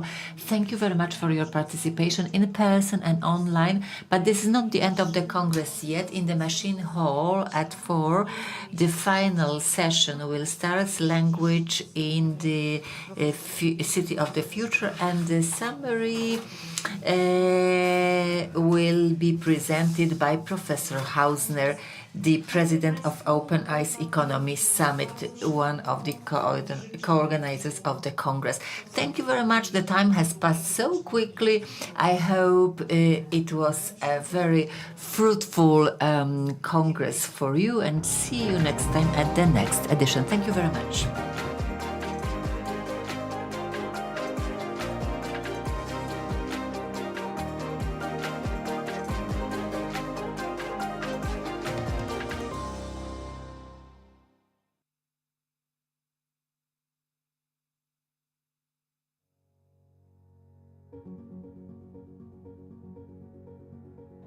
Świat potrzebuje silnej i zjednoczonej Europy.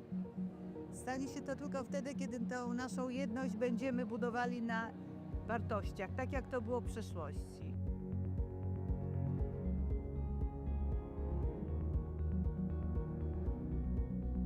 Ukraina jest potrzebna Unii Europejskiej, jest potrzebna Europie, chociażby dlatego, że to, co teraz się dzieje w Ukrainie, ta trwająca już prawie 3 lata wojna, jest wyzwaniem egzystencjalnym dla nas, dla wszystkich Europejczyków. Także Ukraińcy nie walczą wyłącznie o przetrwanie swojego państwa i narodu, tylko tak naprawdę o pewien model życia, europejski model życia, który stworzyliśmy po II wojnie światowej, z którego jesteśmy dumni.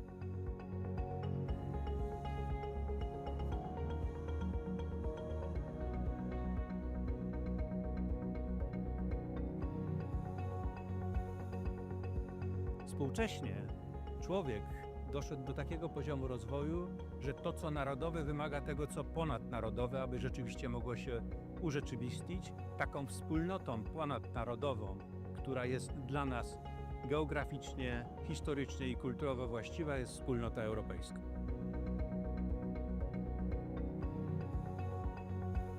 Uważam, że rolą uniwersytetów jest wzmacnianie tożsamości europejskiej. Nasi studenci, obecne pokolenie studentów to prawdziwi Europejczycy. Osoby, które znakomicie się odnajdują w relacjach ze studentami z innych krajów, nie mają barier komunikacyjnych, przemieszczają się, są mobilni, no i wchodzą w różnego rodzaju właśnie formy współpracy, integracji ze swoimi rówieśnikami z całej Europy.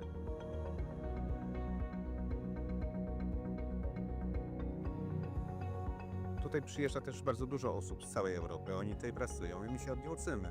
My się uczymy od nich ich wrażliwości, ich kultury, ich potencjał, i wykorzystujemy ich potencjał społeczny, więc to jest taka obustronna wymiana, zarówno kulturowa, społeczna, jak i ekonomiczna. Ja myślę, że tak będziemy czerpać przez najbliższe lata. Im Kraków bardziej będzie otwarty, tym więcej tej wymiany będziemy tutaj na miejscu mieli. To właśnie w tej różnorodności drzemie siła Europejczyków I jeżeli wszyscy zostaniemy zaproszeni do stołu, do czynnych debat i dyskusji w zakresie tego, jak powinniśmy regulować otoczenie prawne, jak stabilnie je zaprojektować dla rozwoju nowoczesnych technologii, będziemy wygranymi w tym wyścigu.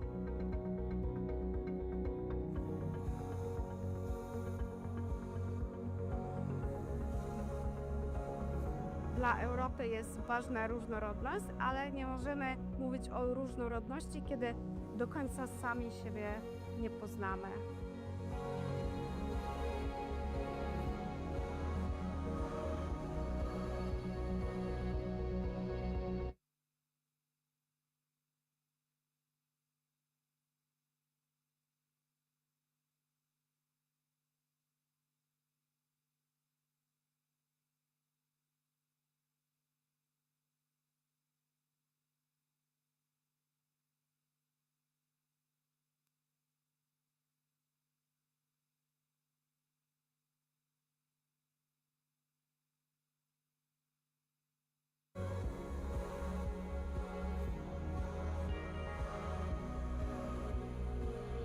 Kultura ma bardzo duży wpływ na gospodarkę. Dzięki kulturze rozbudza się w społeczeństwie kreatywność, innowacyjność, natomiast przewagi konkurencyjnej należy szukać w innowacyjności. Dzięki kulturze jesteśmy bardziej innowacyjni i możemy odnosić większe sukcesy w gospodarce.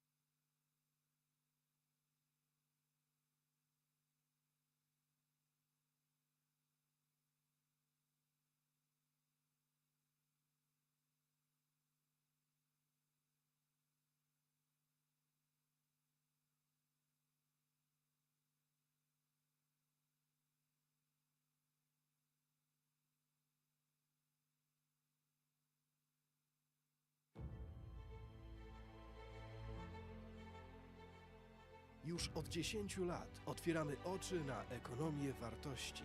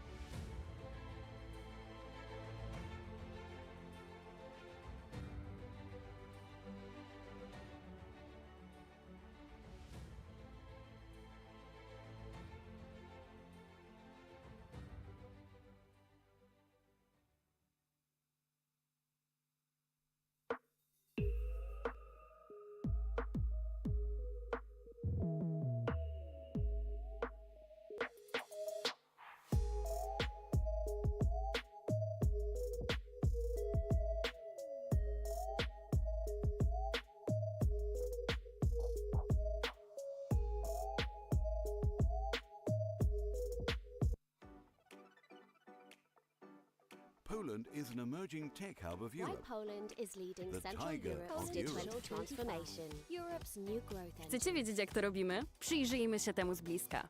Bliżej, proszę. Jeszcze bliżej. Tak, na smartfon. To tutaj więcej niż 10 milionów Polaków załatwia najważniejsze sprawy. Wszystkie, które zdecydowanie wygodniej załatwić online. Świadczenia społeczno-socjalne? Mamy to online. Zeznania podatkowe? Załatwisz online w 5 minut. Dokumenty biznesowe? Je także mamy online. Online możesz nawet założyć swoją działalność. Papierowe recepty? To nie dla nas. Recepty wolimy otrzymywać SMS-em. Ponad 8 milionów Polaków trzyma najważniejsze dokumenty w aplikacji. M-dowód? Mamy to. M-prawo jazdy? Mamy to. Wolisz pociąg? Nie ma sprawy. W Polsce bilety na pociąg kupujemy zgadnij jak online. Coraz więcej Polaków zakupy woli robić online. A gdy paczki są już w drodze, również śledzimy je online.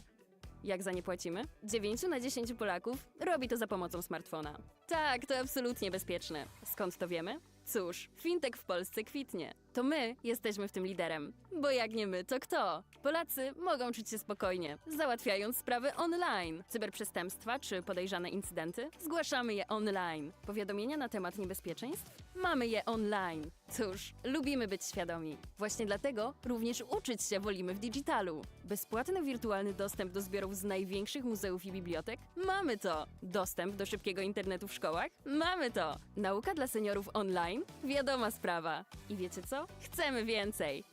W ciągu następnej dekady planujemy wniknąć jeszcze głębiej w wirtualną rzeczywistość. A już teraz mamy pierwszą w historii strategię cyfryzacji Polski. Przełomowy krok w naszą cyfrową przyszłość. Do 2035 roku co najmniej 85% Polaków będzie posiadać podstawowe umiejętności cyfrowe. 100% podmiotów publicznych będzie korzystać z elektronicznych systemów zarządzania dokumentami. 100% postępowań będzie prowadzonych elektronicznie. 20 milionów Polaków będzie miało M-dowód. Wszystkie kluczowe e-usługi będą dostępne za pośrednictwem aplikacji M-Obywatel. Sztuczna inteligencja pomoże zdiagnozować 100 schorzeń. Będziemy mieć co najmniej 1,5 miliona specjalistów ICT. 100% jednostek administracji publicznej będzie oferować płatności elektroniczne. 50% firm będzie korzystać z narzędzi AI.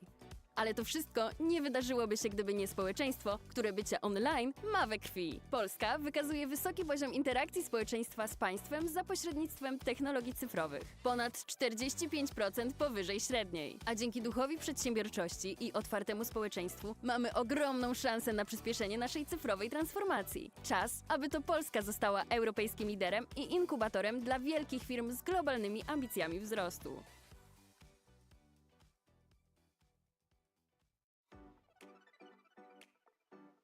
Poland is an emerging tech hub of Why Europe. Poland is leading The Central tiger Europe's of digital Europe. transformation. Europe's new growth engine. Want to know why? Let's take a closer look. Closer. Come on, zoom in. Yes, on the smartphone. This is where more than 10 million Poles run important errands. We don't like waiting in line, so most of our official business happens online. Insurance applications and social benefits? We've got it online. Filing taxes? Online, in 5 minutes. Business documents? We keep them online too. Well, you can even start a new business online. Paper prescriptions? We're not fans. We prefer to get them by text message. More than 8 million Poles keep their essential documents in a single app. ID? We've got it. Driving license? We've got that too. Prefer taking the train? No problem. In Poland, you can buy your ticket, you guessed it, online. More and more Poles prefer shopping online. Packages on the way? We track those online too. How we pay for them? 9 in 10 Poles actively use mobile banking. Yes, it's totally safe. How do we know that? Well, fintech in Poland is thriving. We're leading the charge here. What's more, Poles can feel secure doing things online. Cyber attacks and unsafe content? We report them online. Safety alerts? We've got them online. We like to be aware. That's why we prefer education in digital form too.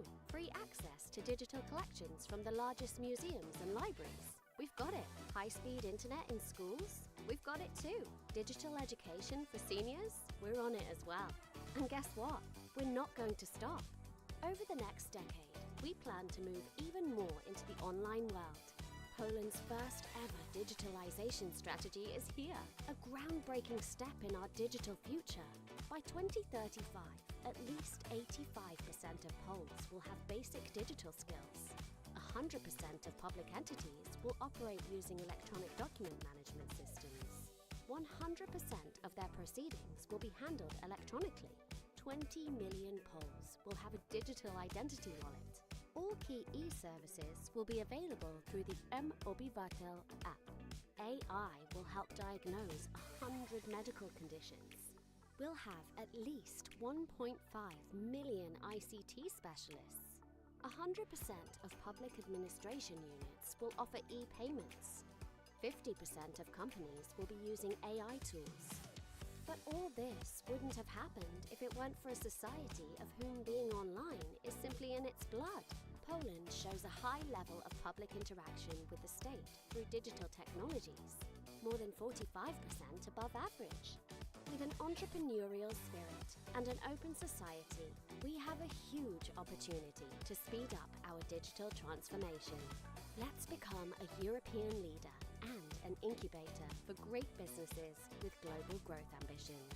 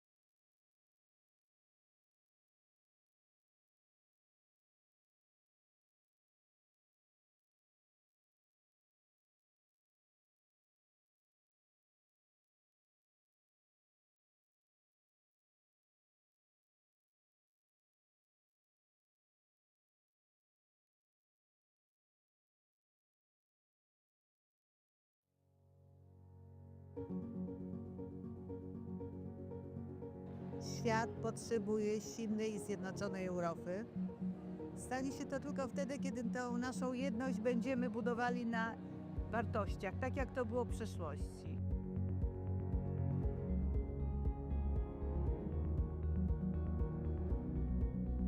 Ukraina jest potrzebna Unii Europejskiej, jest potrzebna Europie, chociażby dlatego, że to, co teraz się dzieje w Ukrainie, ta trwająca już prawie 3 lata wojna, jest wyzwaniem egzystencjalnym dla nas, dla wszystkich Europejczyków. Także Ukraińcy nie walczą wyłącznie o przetrwanie swojego państwa i narodu, tylko tak naprawdę o pewien model życia, europejski model życia, który stworzyliśmy po II wojnie światowej, z którego jesteśmy dumni.